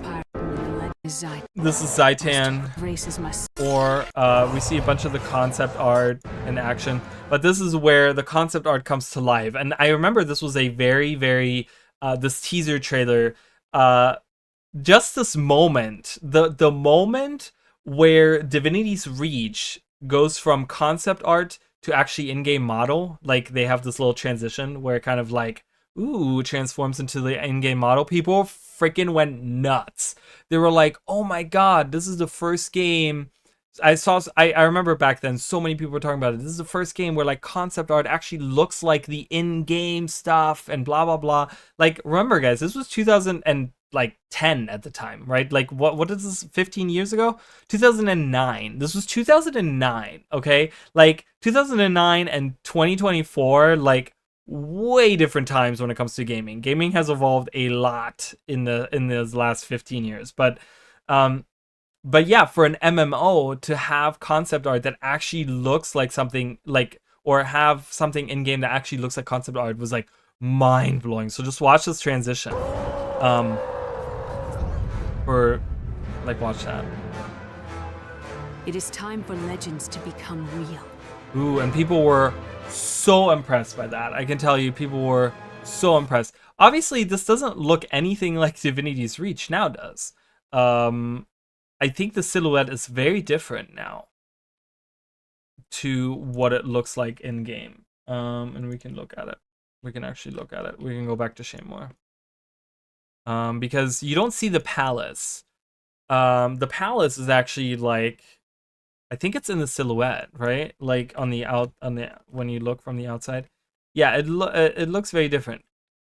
I don't know how high I can get from this location, but I'm gonna try to go as high as possible. All right, so I think this is good. It's not gonna let me get any. It's gonna sink down a little bit, but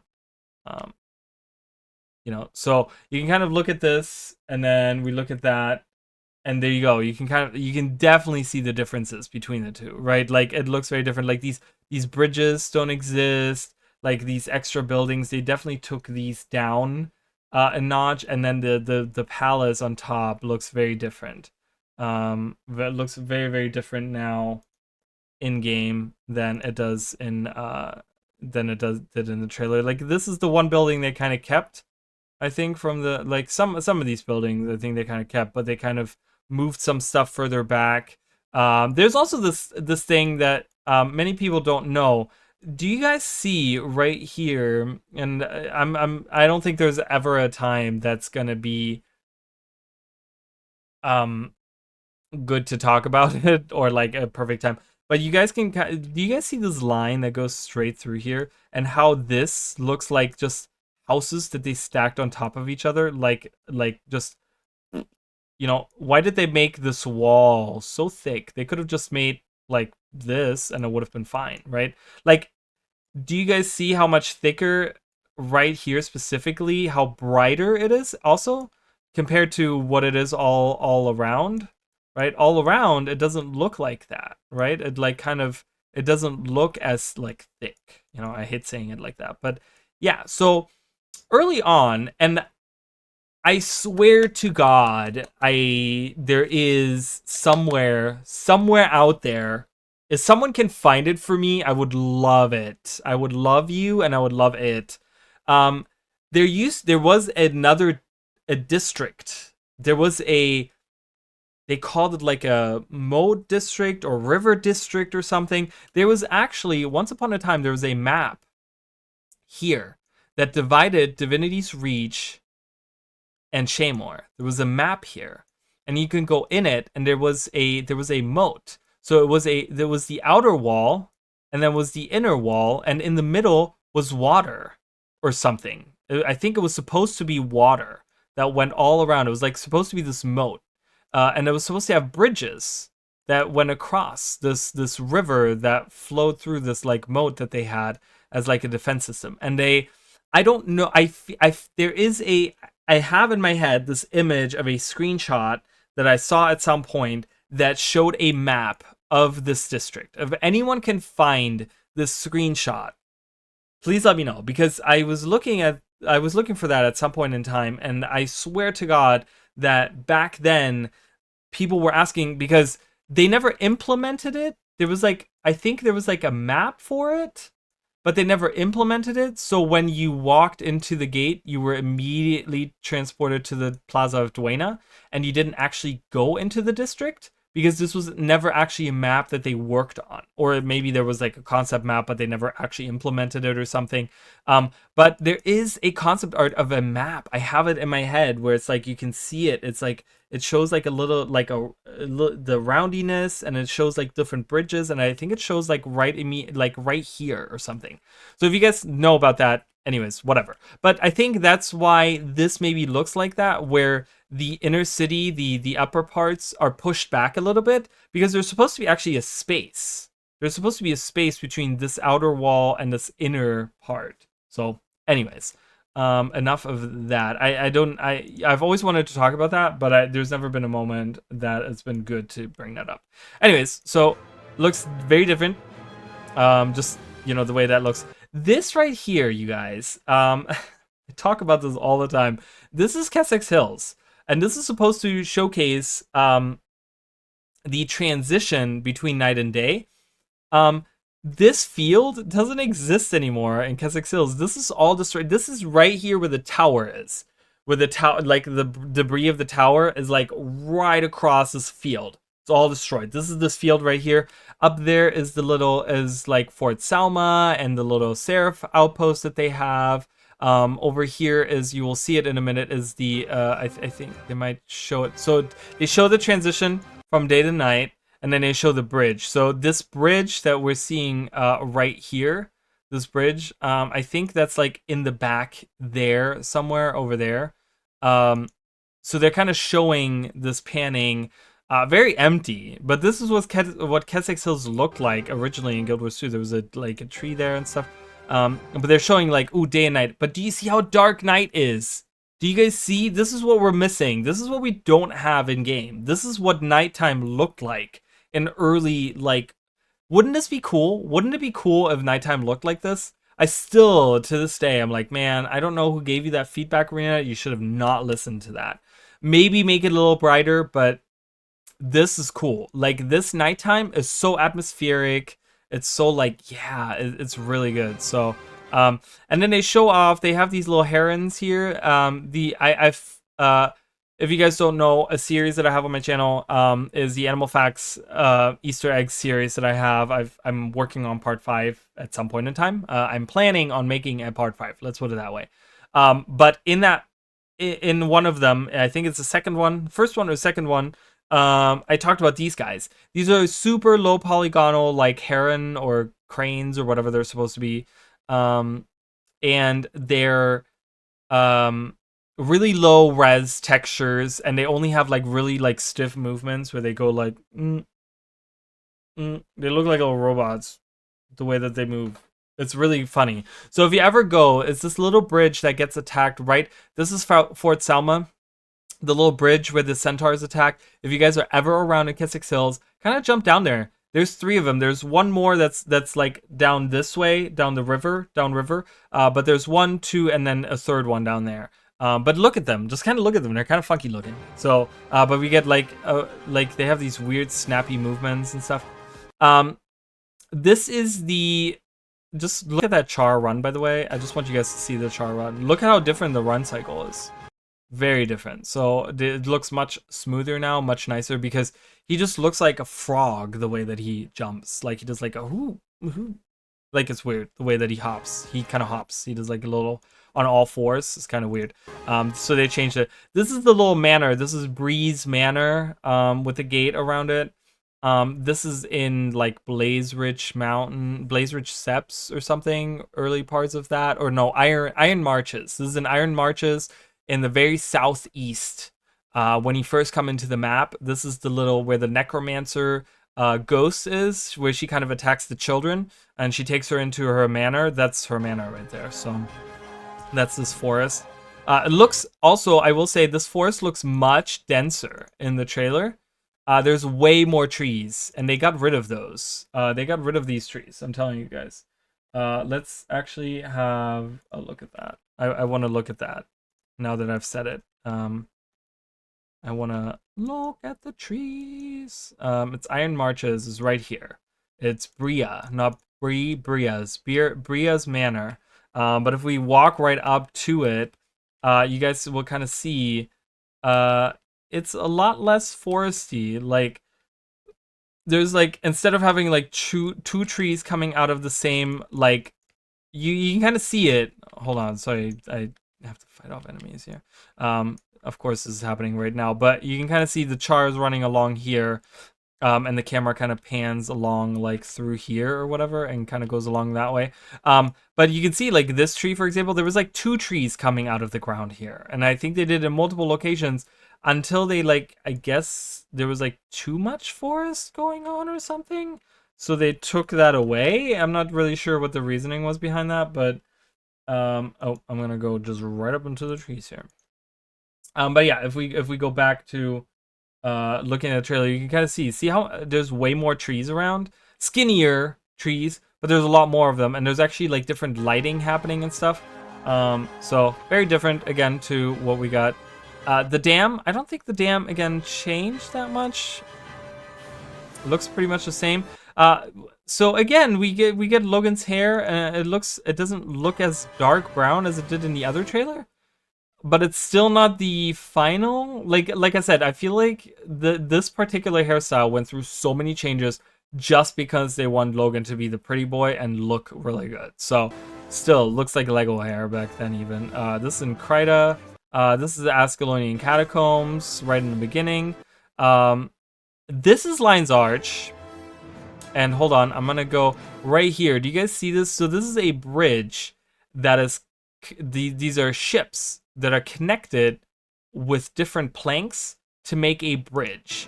Now there's something really interesting, and you kind of see people running, like, I'm gonna show you guys the whole shot here as the people run across, okay? It's really, really cool.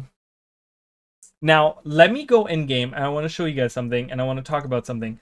So, again, we talk about the books, and in the books, they actually describe that bridge, I'm pretty sure. It must either have been the... I think it was in the Edge of Destiny. No, Edge of Destiny? Was it Edge of Destiny? It was in one of the books.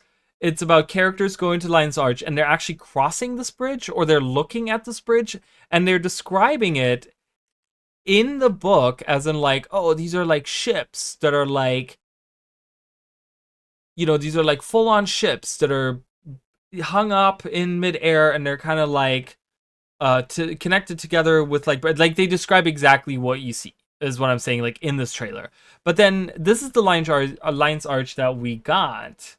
Right, this is the original Lion's Arch that we got with Guild Wars 2, and this bridge actually does exist, but it's not quite as amazing as some people will have you believe.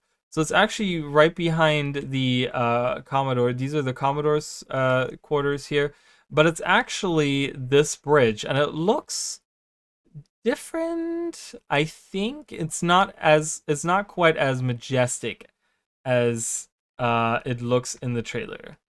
So we can kind of run across, see, but there's no like planks connecting the ships. They're kind of like laid on top of each other. It looks less, I think they wanted to make it less dangerous for people to cross over. So they kind of laid it over. It's not like really open space that's hanging where you can fall off. Again, a time before gliders and mounts, right? Where falling damage was something to worry about. So I think this is the bridge. That is what it looks like in game. That is what it looks like in the trailer. Very different. But yeah, Lion's Arch has gone through a lot of changes, as you guys can see. This, guys, is Radasum. And oh my god. So first of all, we get to see... We have a portal down here that leads right up into Radasum, okay? We don't really have that in game. I mean, we do have that with like... Oh, I need to get out of this instance. I'm glad that I have Lion's Pride on me, because that is a good item. This is going to be a long video. I hope you guys are enjoying this. Thank you for everyone that's watching. I appreciate you guys so much. As you guys can tell, I'm very passionate about talking about this. But, where are we going? Oh, Radasum. We're going to Radasum. So I'm going to go to the port. I think that would be the closest resemblance to what we're looking at right here. Yeah, it doesn't really, we don't have this shot that they, oh, you guys can't even see it. So we don't really have the shot, right? Like, Radasum, I mean, you guys didn't miss anything. I was just kind of flying around, but we don't really, like, we can't even go to these areas over here. We're not really allowed to. While I would love to explore all of these areas and go, there's actually supposed to be Magus Valley. Like, there's actually supposed to be a big spider cave down here. Anyways, there's a dungeon in Guild Wars 1. But nonetheless, you don't really get the shot that we get from the trailer. Like, going up, you know, going up the side of Radasum, like, this is Radasum. Look at how different the floating cube above Radasum is. Like, look at that, and look at that. Very different, right? Very different. But that's not all. That's not all, you guys. So, I'm gonna teleport back up. And I'm gonna, before I show you guys, I'm gonna do, like, a little, again, before-after thing. I do like the skybox in this map. Oh, it's very pretty. There's a lot of mountains around. I guess this is good enough. I don't know. It doesn't really matter. So, let's look at the trailer. We're going to see a pan. Do you guys see how it's panning? And it's going into Radasum. Look at this. This is what Radasum looked like before. So, first of all, there's no central plaza with the fountain on it that leads up to the chamber. Like, remember, at the top cube, in this top cube, that's where the Arcane Council is in Guild Wars 2, right? We don't have that in Guild Wars, in this trailer, in Guild Wars 2, right? These are all balconies. These are not connected. These are not interconnected, right? Like, you have these different certain portals that are leading down into, like, this more open, like, these, you can walk around it, right? You can walk around on this, like, last level. There's different levels, but you can't walk in the center. Now, and I'm not going to be able to show you guys, or I don't really want to do all this now, but if you guys, in season 4 of The Living World, we actually go to Rada Primus, whatever the on the Sandswept Isle, the big cube, the big floating cube there, and we actually go, in the last instance, you actually go inside of the floating cube, and you actually, like, attack the floating cube. I think this looks more like what the inside of that cube looks like. It looks to me like they reused this model for it. I don't remember. I could be way off on that, but it reminds me more of, like, what that cube looked like. But yeah, doesn't this look very different from the Radasum that we got? Like, down here, like, what are these platforms? And then we have these, like, we have the bridges, but they're, like, way down below. It's very, very different. Very, very different. And it keeps going and keeps going, right? Like, we have these, like, weird, they're, like, portals or something that you can jump into. God knows where that leads. And then this. What is this? Palm trees in the back. This I don't know what this is. This looks like Brisbane Wildlands to me, but then there's palm trees in the back. I don't think there's palm trees anywhere in Brisbane Wildlands. So, again, weird shot. Like, so many changes. Like, I always imagined, okay, and this, I think this might have been my headcanon, was it? I think there's a building in the back. See all these buildings. There is another, do they do another shot of, I thought they did another shot of that. Maybe we'll see it, I'm not sure. Yeah, I don't know. But in my head canon, and I don't know where I got this from. I don't know if this was something that someone talked about at some point or something. So when we look at the cube, right, you guys we can go back. This area right here, right? So you take the portal from up there, right? You can kind of see that portal, and it leads to this portal down here, right? And then you go down this hill, and it's, somehow in my own headcanon, I had created this idea that this area was the area that you'd like. You would actually come down this hill, and this is what you would walk into. That was my headcanon. That, like, behind us right now in this shot is Radasum up the hill. Okay, and then you would walk down into what is Metrica Province, early Metrica Province. I don't know why I have this in my head, but that's what I always imagined it to look like and be like and whatever, right? So, kind of weird. But again, very different, right? Like, do you guys see the changes? Like, crazy. Some shot of the Shiver Peaks. I could guess a couple of areas where this could be. I'm not sure, though. Then we see one of the ice sanctuaries. I don't think much has changed. We're going to see the inside of it in a second. Right here. This looks very much like the insides. I don't think they changed much on that. Holbrack. So here's Holbrack. Holbrack is interesting. Are they going to show? Yeah, they show more. So you guys can kind of see that there is... This is the Grade Lodge right there. And it looks like this... So you guys know how in game the Holbrack has the Might and Main the little plaza down below. So I'm thinking this was all elevated at some point.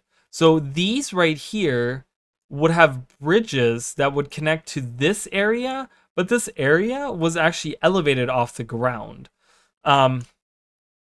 You can actually fly through this? I'm just trying to get... Hey, hello? Why is this like this? I'm trying to get on top of it. Can I get on top of it? Nope. It's not want to let me go. What? What even happened? I died. I don't even know how. I did my Oreen jump. This thing that doesn't actually kill me usually.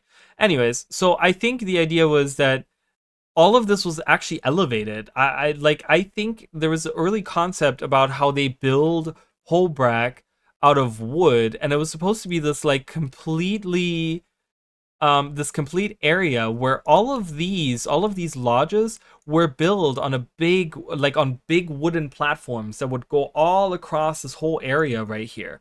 And it was just like these planks. And I don't know if there was something underneath it. I could imagine that they would have like, you know, like the ruffians, you know, the back alley, you know, thieves and pickpockets and stuff. Like they were living like underneath it maybe or something like that. Like maybe that was kind of the concept there. But yeah, it looks to me like when you look at the trailer that's what it was. That all of this was built on like these planks. Because as you can see, it comes down a little bit from the Great Lodge, but not that far. So this is definitely elevated off the ground.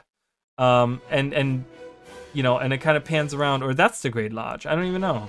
That might be the Great Lodge, right? And so these all look much more elevated.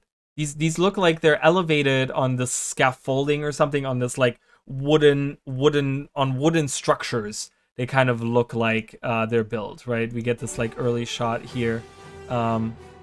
So it doesn't look like they were actually sitting on the ground. There probably maybe was a ground. Again, they probably changed that because they didn't want people to be like underneath there and like not be able to see like any structures and know where they have to go. They probably wanted to make it feel more natural, where you can look up and you're like, oh, I see a raven in the sky. That's the Raven Lodge, and I can go there and I don't have to use my map, right? I think that's what they're kind of going for. With this though, if they had like these platforms and then you go underneath the platforms, you can't see and you don't know where you are, and you kind of have everything kind of look samey. That's kind of dangerous, right? Like that makes it kind of perhaps could create a little bit of disdain for the player. So then we get this really cool shot of the Sylvari, again, early model Sylvari, Kaith and two other ladies with others running by. Weird shadow people. They're shadow people. Like they're see-through. These people they're not real people. Maybe they are. They don't look like they have full bodies though. Like they look dark on purpose. These guys are super illuminated. There's some weird cinematography going on where they're like having these backup dancers kind of that are not illuminated run past, and they're showing like a shot of the Sylvari. This pissed me off because I remember this part of the trailer because I was in love with the Sylvari. Okay, I love the Sylvari, and I was like, oh my god, I love this. I want to play a Sylvari, and I love the Sylvari. Okay, couldn't wait until I could play them. Now the thing is that the oops, let me go in here, that the location, so it made me believe, when I watched that trailer, it made me believe that that is part of somewhere in the Grove, this dark little corner somewhere where this waterfall comes down and people are running around, you know, and maybe you can find Keith hanging out there or something, right? But do you know where that location is? It is actually in Mount Maelstrom. It's actually the moonlit rill that we actually see in the trailer there. And it's really cool to me to think about, like, how they can manipulate your, like, how you perceive a trailer. They manipulate it, right? Like, they make you believe, because we've been seeing the starting areas and the racial cities, the starting cities, right? Like all these, right? And then when they show this shot, right, you're just like, oh man, this must be like part of the Savari starting area, right? Like, holy crap, totally, you know, that's totally it. You know, and you see this little bridge with the waterfall behind it, right? And that is totally what they're showing you in the trailer, and that is not at all, it's not an important location. It's not a location that ever really appears in any shape or form, if any importance. You kind of walk by, but this is it. It's the bridge in front of the little waterfall, and they've darkened the outside and made it like they did a lighting thing again, where they made it look different. This is okay. And I can't really go in game. I mean, I could go in game and show you guys, but again, you guys can kind of look at it yourself. This is the early concept of the Grove. Very much bigger, and specifically when you look at the map of the Grove, we'll talk about the map in a minute, but kind of watch these parts and kind of see exactly how different this is from the Grove. Like, you don't have, you know, you see in the shot a giant root of the pale tree, right? And there's Char walking along, going to somewhere, going in, out of the city, whatever, right? Kind of showing that. We'll see more, right? You have people walking down here. You know, you see, like, this is not at all what the Grove looks like, right? So the Grove doesn't look like this at all. Now, I keep doing this. So if we go in game, I will point out that I think the Grove went through a huge change in map, okay? And there's a specific reason why I think that. I don't know if there's a specific reason as to why this happened. But first of all, when you exit, you come out here, okay? There's this whole part, right? Like, this is the Grove. There's all of this that doesn't have anything. But there is stuff like, look at this. This is a root of the pale tree coming out that someone could perhaps walk along, right? And then I also will zoom in. You guys can kind of see, look at this. Look at this sloppy work.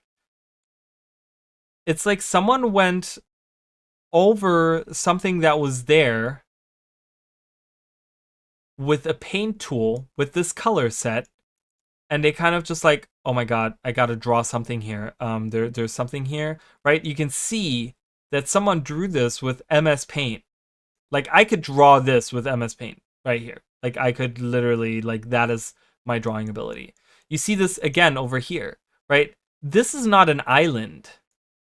These are not islands. You know what they are? Someone drew, they kind of just like, they drew, right? You can kind of see a little bit of the things, right? There is remnants of what used to be a map. You can see it. Do you see how, like, these were trees and they drew over them with water, making it look like these are islands, right? This looks like an island. No, this is like a puzzle piece.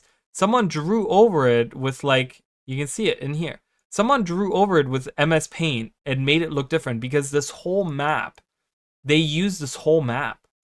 That's why you have the Necrolith Bay. The Necrolith Bay, what does that mean? This has never been an area that you can explore, but it's there. The Sea Riders Gate? What Sea Riders? Who are the Sea Riders? Right? Even over here, it looks like there was something there, and they painted over it. right? Even over there on this far side, right? Doesn't this look like a building? Look at this. Doesn't this look like a building to you guys? This part right here looks like a building, right? Again, if I keep drawing over it, but if you like zoom in, like you can see it. It looks like remnants. Even here, it looks like they shaded over it with like brown. Like this part right here looked like, again, they used like a different tool to draw on top of what was there before. Like this tree right here is cut off.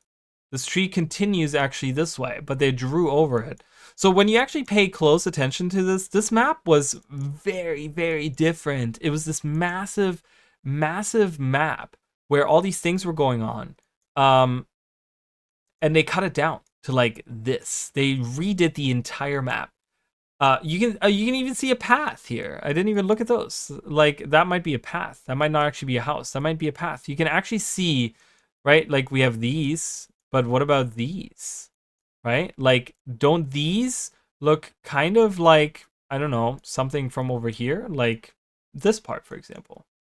Like right here? Doesn't that look like right here? Right? Someone drew over that. Remember, this part right here, this brown part, someone used a tool to draw over that. So this is a path that converges right here, and there's maybe a house there or something, right? Because there's like a house there. So this map is very, very different. Isn't that so cool? Like imagine we had whatever they imagined originally, or imagine they go back and change it to that. Maybe they expand on maybe they expand on these maps. They could expand on this map. They could give us access to whatever this area is, to whatever this house is, right? Whatever the Necrolith Bay is, whatever the Sea Rider's Gate is, whatever the Pivot Gardens are, right? Like the Pivot Gardens, what the hell? Like we have the Garden Route Tunnel, but we don't know what the Privet Gardens. I keep saying that wrong. Sea Watcher's Ledge, right? Like, I don't know. I just think that there's something really interesting that they could make with this map where they kind of like, I don't know, maybe expand a little bit on it, right? You have clearly area, and there clearly was at some point something planned. So why not, right? Like, why not do something with it? Anyways, let's get back to the trailer. So again, we kind of look at this, like, doesn't this look very magical? But yeah, imagine like walking on these routes. You know, there's a big fountain up here. There's different houses, like different levels, and you can walk all around. Like imagine a grove. Like imagine Divinity's Reach, but as a grove. Like imagine that, right? Imagine you can walk all around these different like areas and stuff. Really, really cool. Then we get another cool shot. So this is again another different shot of the Black Citadel. Look at this. You see the wall on the far side. So clearly we're looking south to north, because the Black Citadel is on the south side of the wall, for the most part at least. And this would be like the Hero's Canton or something, like the home instance that we have, like somewhere around there. But just kind of watch this part. Where's the Imperator's Core? Was that the Imperator's Core? Was that the early concept of the Imperator's Core? Was that early concept of like, we're not going to have a sphere, we're going to have a big tower, big mechanical tower that's right there where people are leading from, right? Because that's what the trailer the trailer is like, oh, we're panning to the big building, right? It's like, oh, the palace on Divinity's Reach, right? Like that's kind of what we're heading to, right? It's the Imperator's Core right there. Right, like I don't know if the skybox even exists with these towers in the back. You can kind of see that's part of the skybox. It's not part of the map. These towers in the background. But imagine a Black Citadel that looked like that. Imagine a Black Citadel that looked like this. I mean, isn't that cool? Firehard Rise. Again, I don't know exactly where this is, so I don't know if it's changed. Here we are. Once again, we're looking at this beautiful picture. So some of you might be like, what the heck is going on? So, as far as people know, or as far as, I don't know if this has ever been confirmed. ArenaNet doesn't like to confirm things like that, but you guys will kind of see. So, the idea was that the final fight with Zaitan. Okay, first of all, this is an early model of Zaitan, which doesn't have multiple heads. He's pretty much just a very like a European-looking dragon, right? Like European dragon looking, like, right? Like where he has a head, wings, four arms and legs that he stands on, and he's like this reptilian thing, right? He's not like which is like, you know, that's like the Western dragon versus like the mystical dragon is more like the Eastern, like what Suwan is, right? Which is like this flying serpent kind of thing, right? No, he's more like a European dragon. I think that's what they call him, a European dragon or something, Western dragons or whatever they call them. And the early concept, like the from what I understand, the early idea, or from what people are, I don't know if this is like theory or if this is like been confirmed by some devs or whatever. The idea was that you would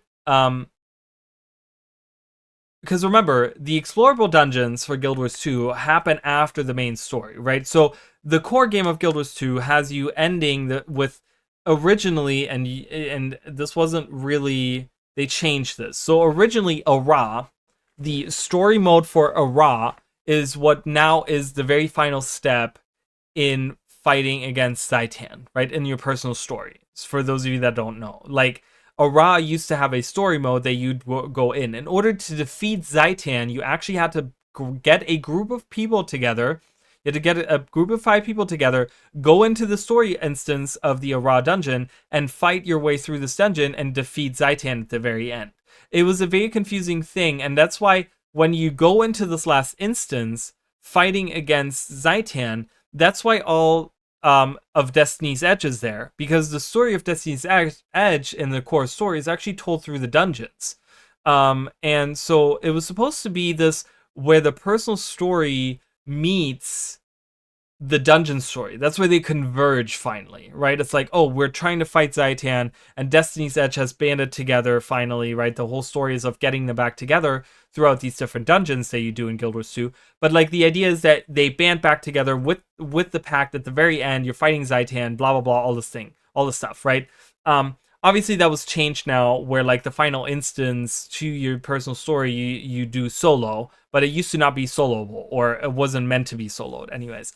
But the idea also was, I think, that after you defeat Zaitan, that the dead body would be lying down on the ground somewhere, and you could enter it. There was actually a way to get inside of it. That was as far as I know, that's either confirmed by a dev at some point in time, or this was like a concept that someone talked about, or it's like a theory that someone had. But the idea was that you defeat Zaitan, but then you go into the explorable dungeon, a raw explorable dungeon, and you actually go in, you actually find Zaitan's dead body, and you go inside of it, right? So this model of Zaitan still exists in the game files, as far as I understand it. It's actually much larger than the model that we get in game, that we fight in game.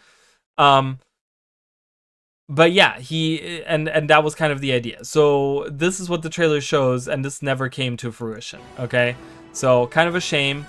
Really cool concept of going inside of a dead dragon like that. This is also very different. This shot right here, this is supposed to be Ascalon City, believe it or not, and I'll show you guys exactly why I know this. So let's go into the game.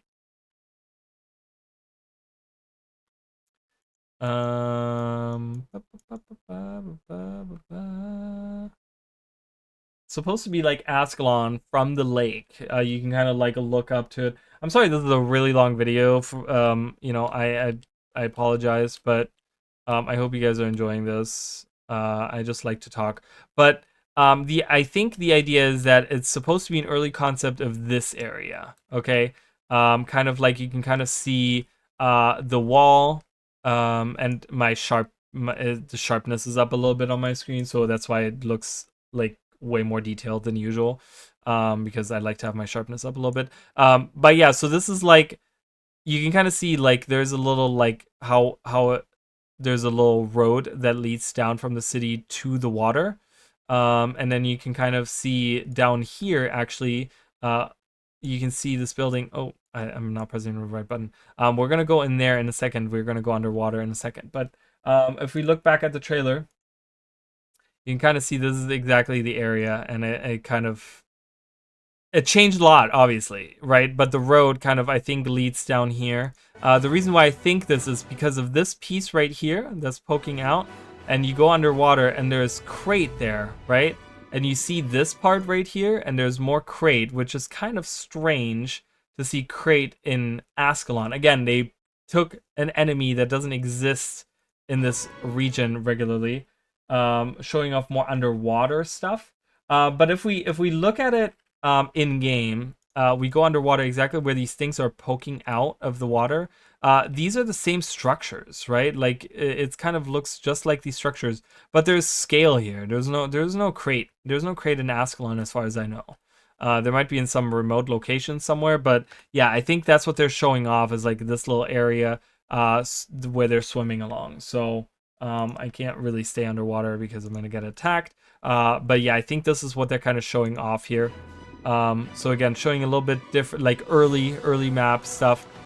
This looks like Brisbane Wildlands to me somewhere. I'm not sure. There's random people standing around. I don't know where this is. But yeah, again, showing off the early Keith. The early Keith is right here, okay? And this is why this concept art is super famous, right? This is one of the latest concept arts that you get to see in the core game. Or actually, no, this is actually when you meet all of Destiny's Edge in Lion's Arch. I think that's the loading screen for it, right? And this is what Keith looks like, because that was her model. The reason that looks like that is because that was what she was, again, in the book, which came before the game, right? The books came out before the game. That's what she was described as, right? Like, that was the idea that ArenaNet originally had. This is what Keith looked like originally. But she changed.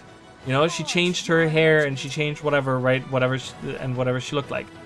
So that's kind of cool, right? So we get to see that. I don't know if we get to see anything else. They like to do a after the logo kind of thing. Oh, this is Geharon Balefire. A look at Geharon Balefire. Okay.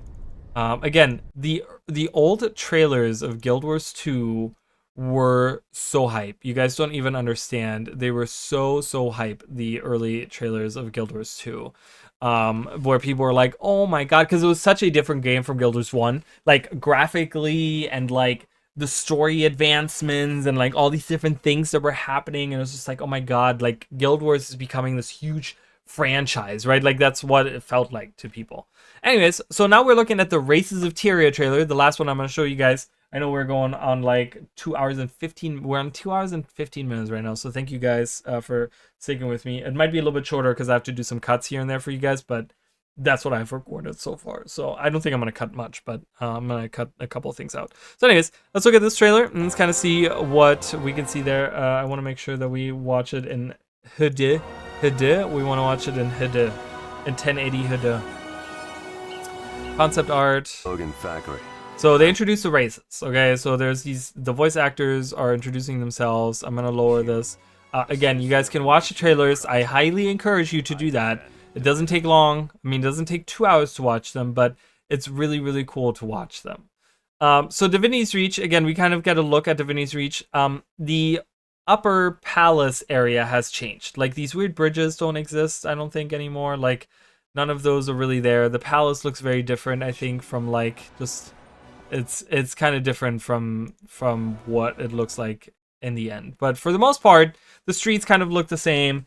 I think for the most part, this is kind of what most of this, right? And they're showing off the humans, so they're showing off the different races, right? But again, very low res faces and stuff, like the eyes and stuff. And this is not even a human hair. This is the Norn. Which is just really weird. Like, I don't, maybe this, or maybe humans can have this hair.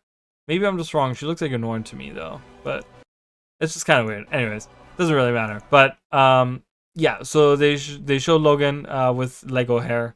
Again, this all way before they did 4 other iterations of his hair. Then we get to see Katakus's manor. And Katakus's manor is very interesting because, and some people might not notice it immediately, but what's missing here?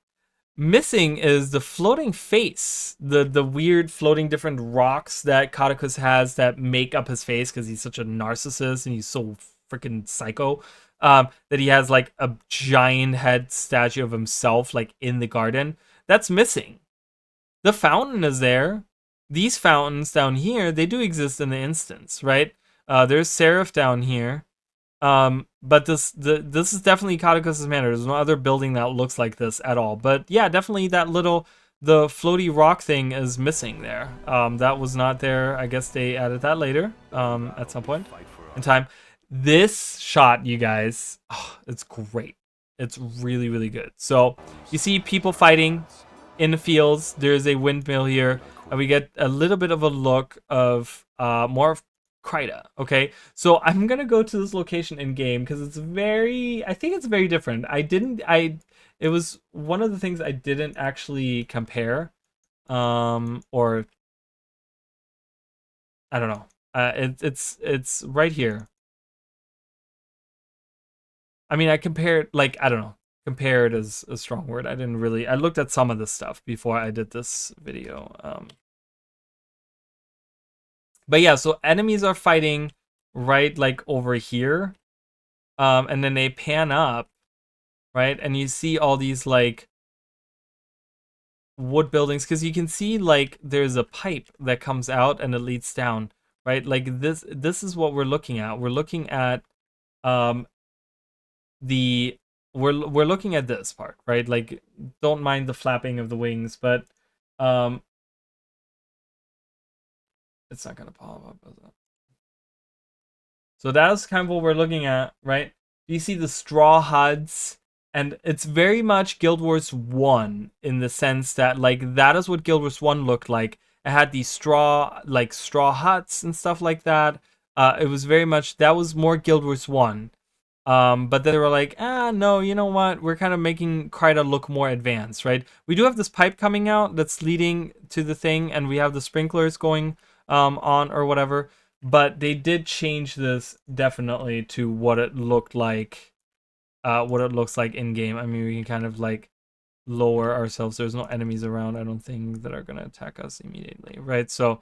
But yeah, so you guys can kind of see this is very different to what it looks like now. It looks way more modern now, right? Like, these houses don't have straw tops anymore. I talked about this in one of the videos where I kind of made the mistake, and I talked about, like, oh, this is, you know, Crichton houses still look like this. Some of them do. Some of the Crichton houses still have there is a word, and someone told me what that was called.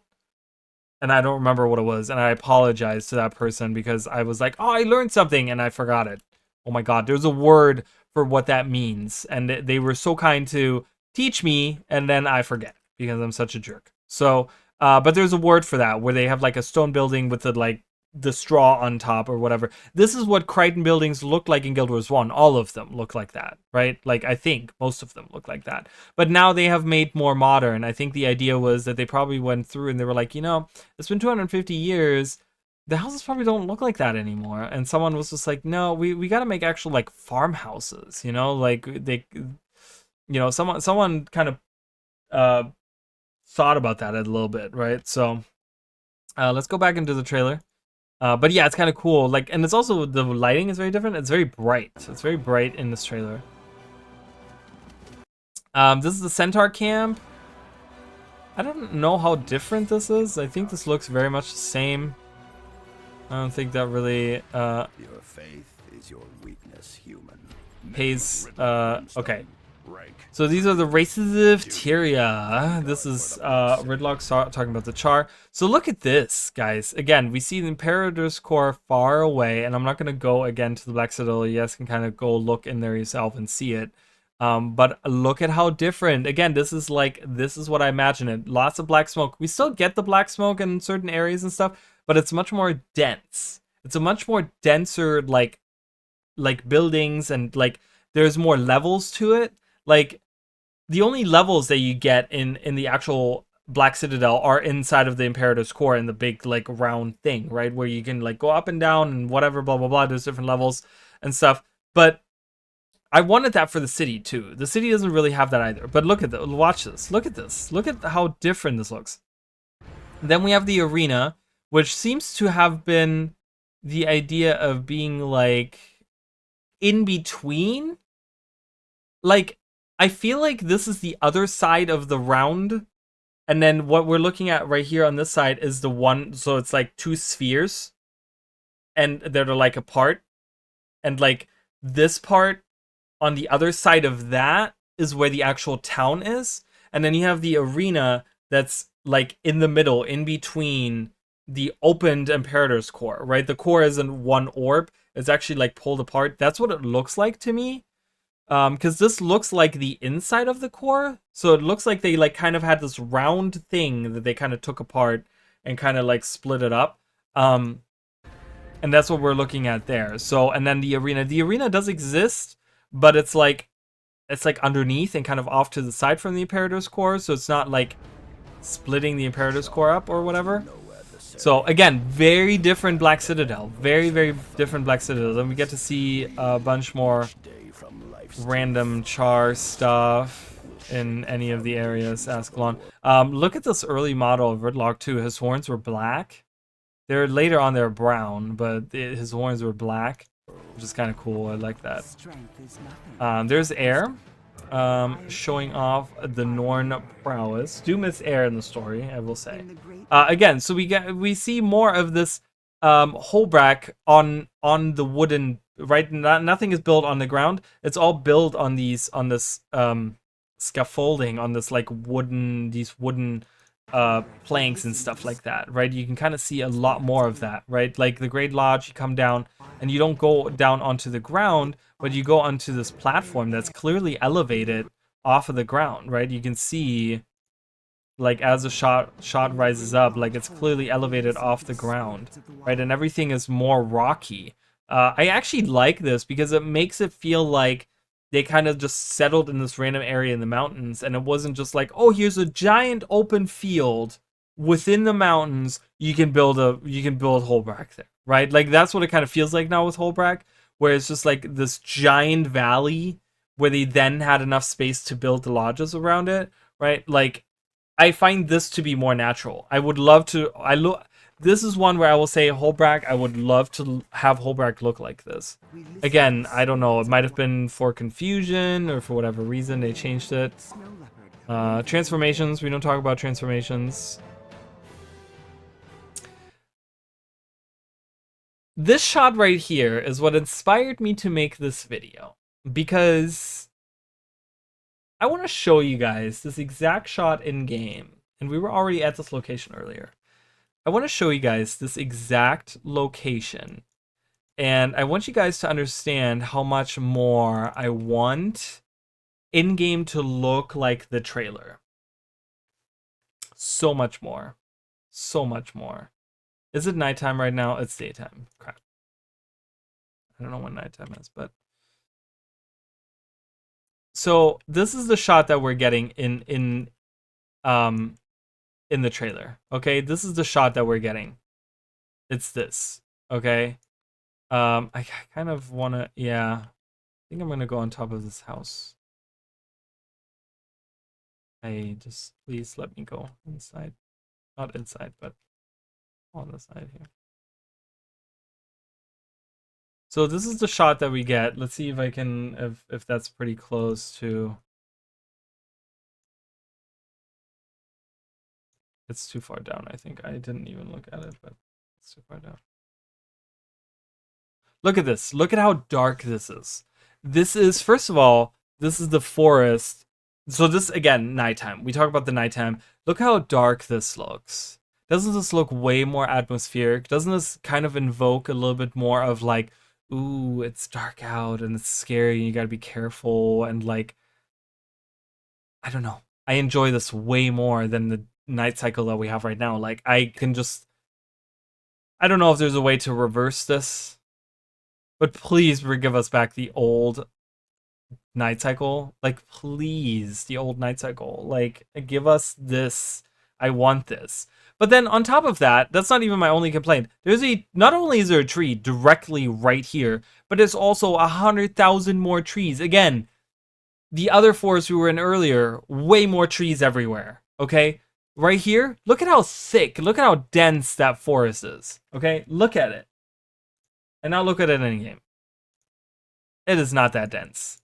There's not a tree right here. There's not like, you know, again, if we get like a top shot, look at how it's still a kind of a dense forest, I would say, but it's bright and it's beautiful, and it's you know, even at nighttime it doesn't really look that much darker. But how different would the game feel if there was a night cycle that actually was really dark? I don't know. I just think that there is really something to that. But that's what inspired me, because I was like, oh my god, look at how different this looks. It feels like a different game, doesn't it? This feels like a different game. I'm looking at something different because the forest is much thicker, and with the thick forest in the background and the contrast, right? There's a contrast happening in the picture if you guys don't see it. But it's the dark forest in the back, you know, at night, right? But it's all these people joined together around this bright fireplace. There's this like weird cinematography. I don't know if that's the correct terminology, but there's this weird like they're doing something there, right? And like let's watch it as like just a shot, the whole shot, like.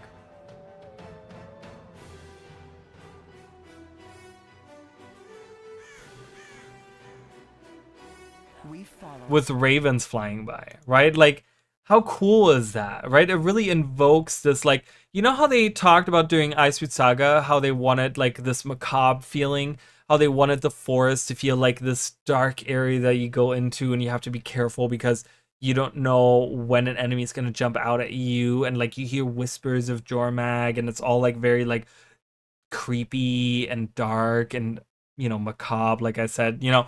And this is what this invokes to me, right? Like, I want this to be in my game, you know? But this is not what it looks like. So, I'm just keep bashing that same point home. But yeah, that's that same location. It looks like a completely different location. This is the little bridge location, which is kind of weird because when you look at this, so the bridge... I want to look at this in game. I didn't really want to at first, but now that I saw this building, I'm like, wait a minute. So this was the bridge. The bridge is right here. This was the bridge where I said the lightning came up from the bottom and destroyed it. I don't think that's how it gets destroyed. It does get destroyed in game. There is a... Oh, you guys can't see it. But I'm going in. So this bridge right here. This is what we're looking at. And it looks to me like, right, like, so when this gets destroyed, it gets destroyed by a Svanir that comes up and has like an explosive, and it blows up the thing and it falls apart and the bridge is gone and you have to like defend it until they can repair it, blah blah blah, right? But then in the shot, the most important part in the shot is that she looks up the hill and there is a haven, a line guard haven, not this one, a different haven that they're running towards, right? There's the water here and they're running up this hill in the shot, and we're gonna look at it again, and they're running towards this one of the line guard havens, but there is that doesn't exist in game, so it's really cool. So look at this doesn't exist. There's a mountain, like in game there's a mountain that I'm looking at. Like, look at that. That is the same location, and it's a freaking mountain. That's not one of the havens. So, really cool. This is the Centaur camp. This looks pretty much the same. The Centaur camp in Snowden Drifts. I believe the area that they're walking through right now, they keep changing the locations that they walk together through. As you guys can see, it's not one continuous shot, right? Because like right here, they're in Ascalon and stuff like that. Oh, I went way too far. This is the little bridge that they have in Timberline. Is it Timberline? Oh my god, I don't know why I can't remember anything anymore. Timberline Falls. I think they're going across this little bridge right here, actually. I think is where they're like by the Gentle River. I think they're kind of walking across that in that shot. Yeah, they're kind of like walking across here, I think is what that's supposed to represent. It's the only bridge that I can kind of think of. Like maybe this bridge. It looks more like this bridge because I think there's like waterfalls in the background or something. I don't know. But anyways, not super important where they're walking, but let's watch more of the trailer. So I am Soja. So we see more of old Ratasum. Old Ratasum. Actually, let's look at this. So again, we get the balconies up here. We have the floating cube. We don't get a central platform that we can stand on. No bank that's directly underneath it. None of those, right? Like, how crazy would it be? You get all these palm trees. I don't think they have some palm trees, but there's a lot more here now, which I think is actually more fitting. I wish they had more palm trees in Ratasum, because the region of the world that they're in is like tropical. So I would love to see a lot more of these trees. They have other trees there. They're like these trees. They're like these viney trees. But I would love to see more palm trees, honestly. But yeah, look at how different with all these palm trees it looks. This area, I don't know what this area is. What is this area? Again, this doesn't look like any area that we can go in game. Where is this? What is this area from?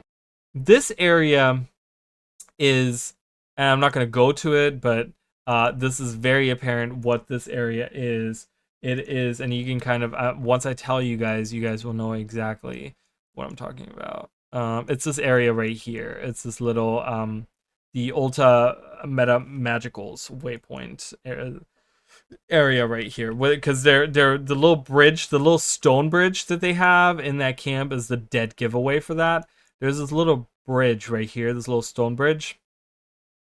And in the trailer, the golems are walking across that. So that is what they're showing off there, for you guys. So this is the little stone bridge that I just marked, and there's these old buildings.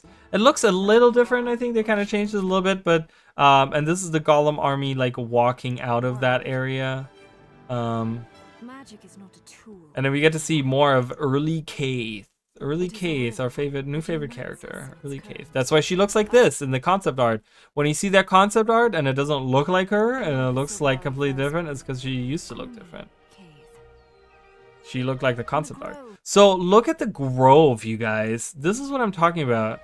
Like, none of these areas, I couldn't even tell you where this is supposed to be. Like, look at how huge these areas are. Like, there's all these people, and they walk around here. It looks massive. Doesn't this look huge? Look at this. All these areas, they have like copy and paste. Like they had to fill it up, so they copy and pasted 1, 2, 3, 4, 5 of the same guy there.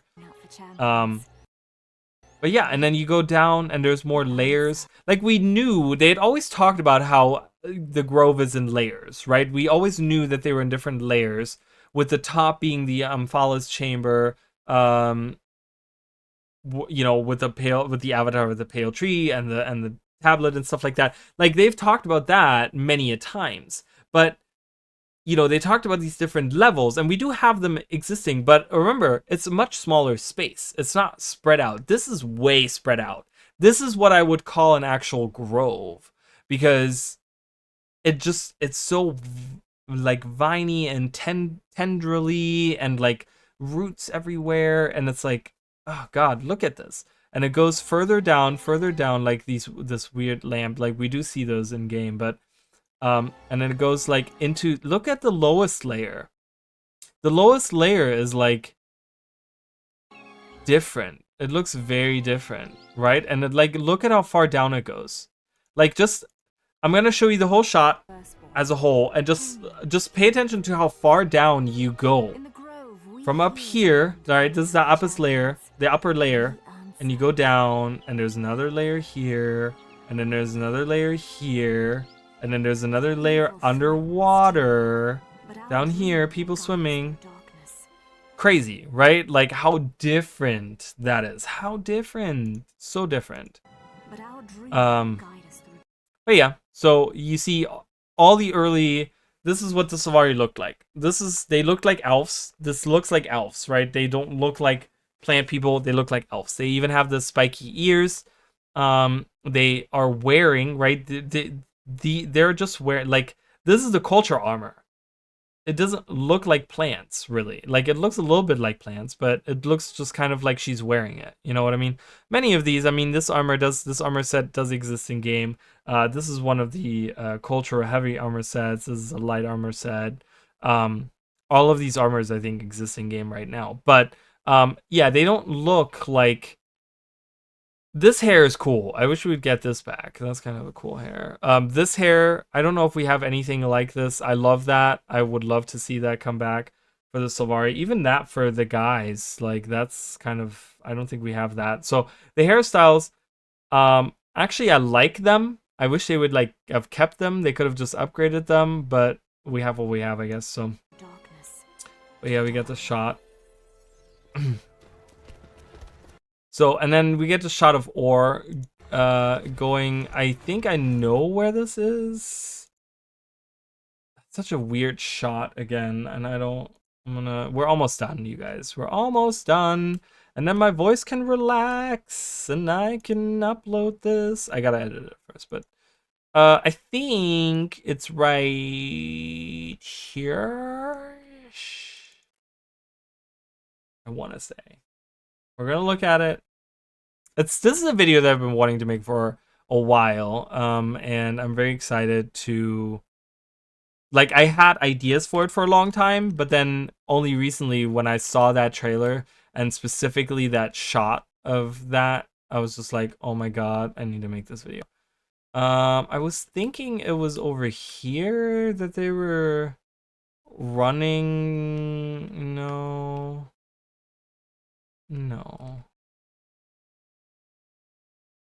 See, that weird gate that they run through, I don't know where that is. That asset of that weird gate that they run through, I don't know. Oh, it's right there. That's that same asset right there. But it doesn't really, are they running this way from it? I believe it's supposed to be like an early area of the, like, early version of this area. I think. I don't know. Whatever. I don't think it exists in game. I don't even know where this is. I would say Brisbane Wildlands, but this could also be Mount Maelstrom. Look at that tree. That looks like he's about to walk off. It looks so different. What is this map? Like, oh my god, I want this map. Does anyone else want this map? Like, with these weird, like, spidery looking trees and, like, whatever. Like, there's, I guess, another one over there. And I guess one right here. I don't know what this area is. If you guys know what this area is, I'm not sure what this is. That's Snowden Drifts, clearly. That's Kryda. Queensdale, I believe. And then we go in, and then we get a shot of Isormir. Not in its actual arena like usual. Where is this? I don't know. Where is this?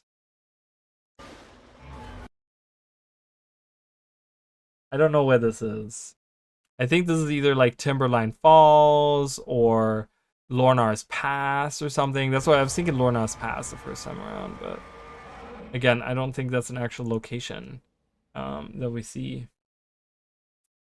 So yeah, I think I've talked more than enough for today with you guys about this. So thank you guys for spending these many hours now. It's been, I mean, it feels like many hours. Like, I feel like, I don't know, I spent a long time on this, but I'm going to be uploading this probably today sometime. So it's early in the morning now. I haven't slept yet. So we're going to see how that works out for me. No worries though. But anyways, so I hope you guys enjoyed this look at the like trailer versus final game or something is what I'm going to call this. I don't know what I'm going to call this yet. I don't have a title in my head. I kind of usually just like whatever, come up with something on the spot. But yeah, I hope you guys enjoyed this look, like the comparison between those two, right? Like, do you guys agree with some of the things that I said about like the Night Cycle and like Holbrack and Divinity's not Divinity's Reach, Black, like Holbrack, the Grove, and the Black Citadel. All three of those, I would love to, like, Radasum is fine the way it is. I don't, like, beside more palm trees, like I said, which is, like, a silly thing anyways. I want those three cities, like, I kind of want them to be larger. I want them, you know, Divinity's Reach is so huge, and they didn't back away from that, right? Like, maybe they were locked in to having Divinity's Reach look like that, just because of, like, how far along they went with, like, you know, how Queensdale looked or whatever, right? Or like the concept of like the story missions in the game, or they've already figured out or something. I don't know.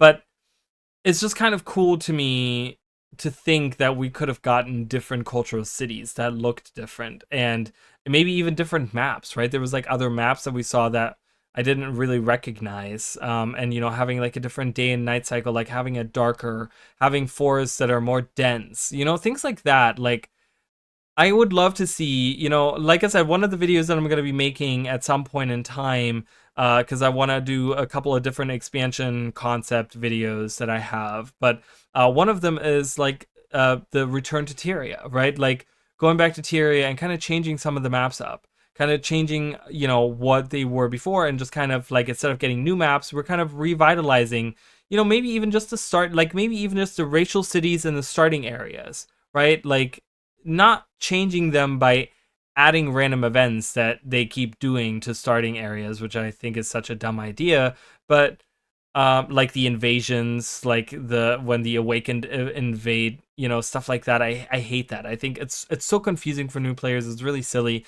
Not stuff like that. I want them to actually like take core game and work on core game by enhancing core game, and not with other things, right? But just like use the technology of what they have gotten so far. But anyways, like I said, this has been long enough. Thank you guys so much for watching. I appreciate it very much. If you guys have not subscribed to the channel, I would really, really appreciate it. And yeah, thank you guys for watching, and I will see you guys. I'm getting delirious. I will see you guys next time. All right, bye guys.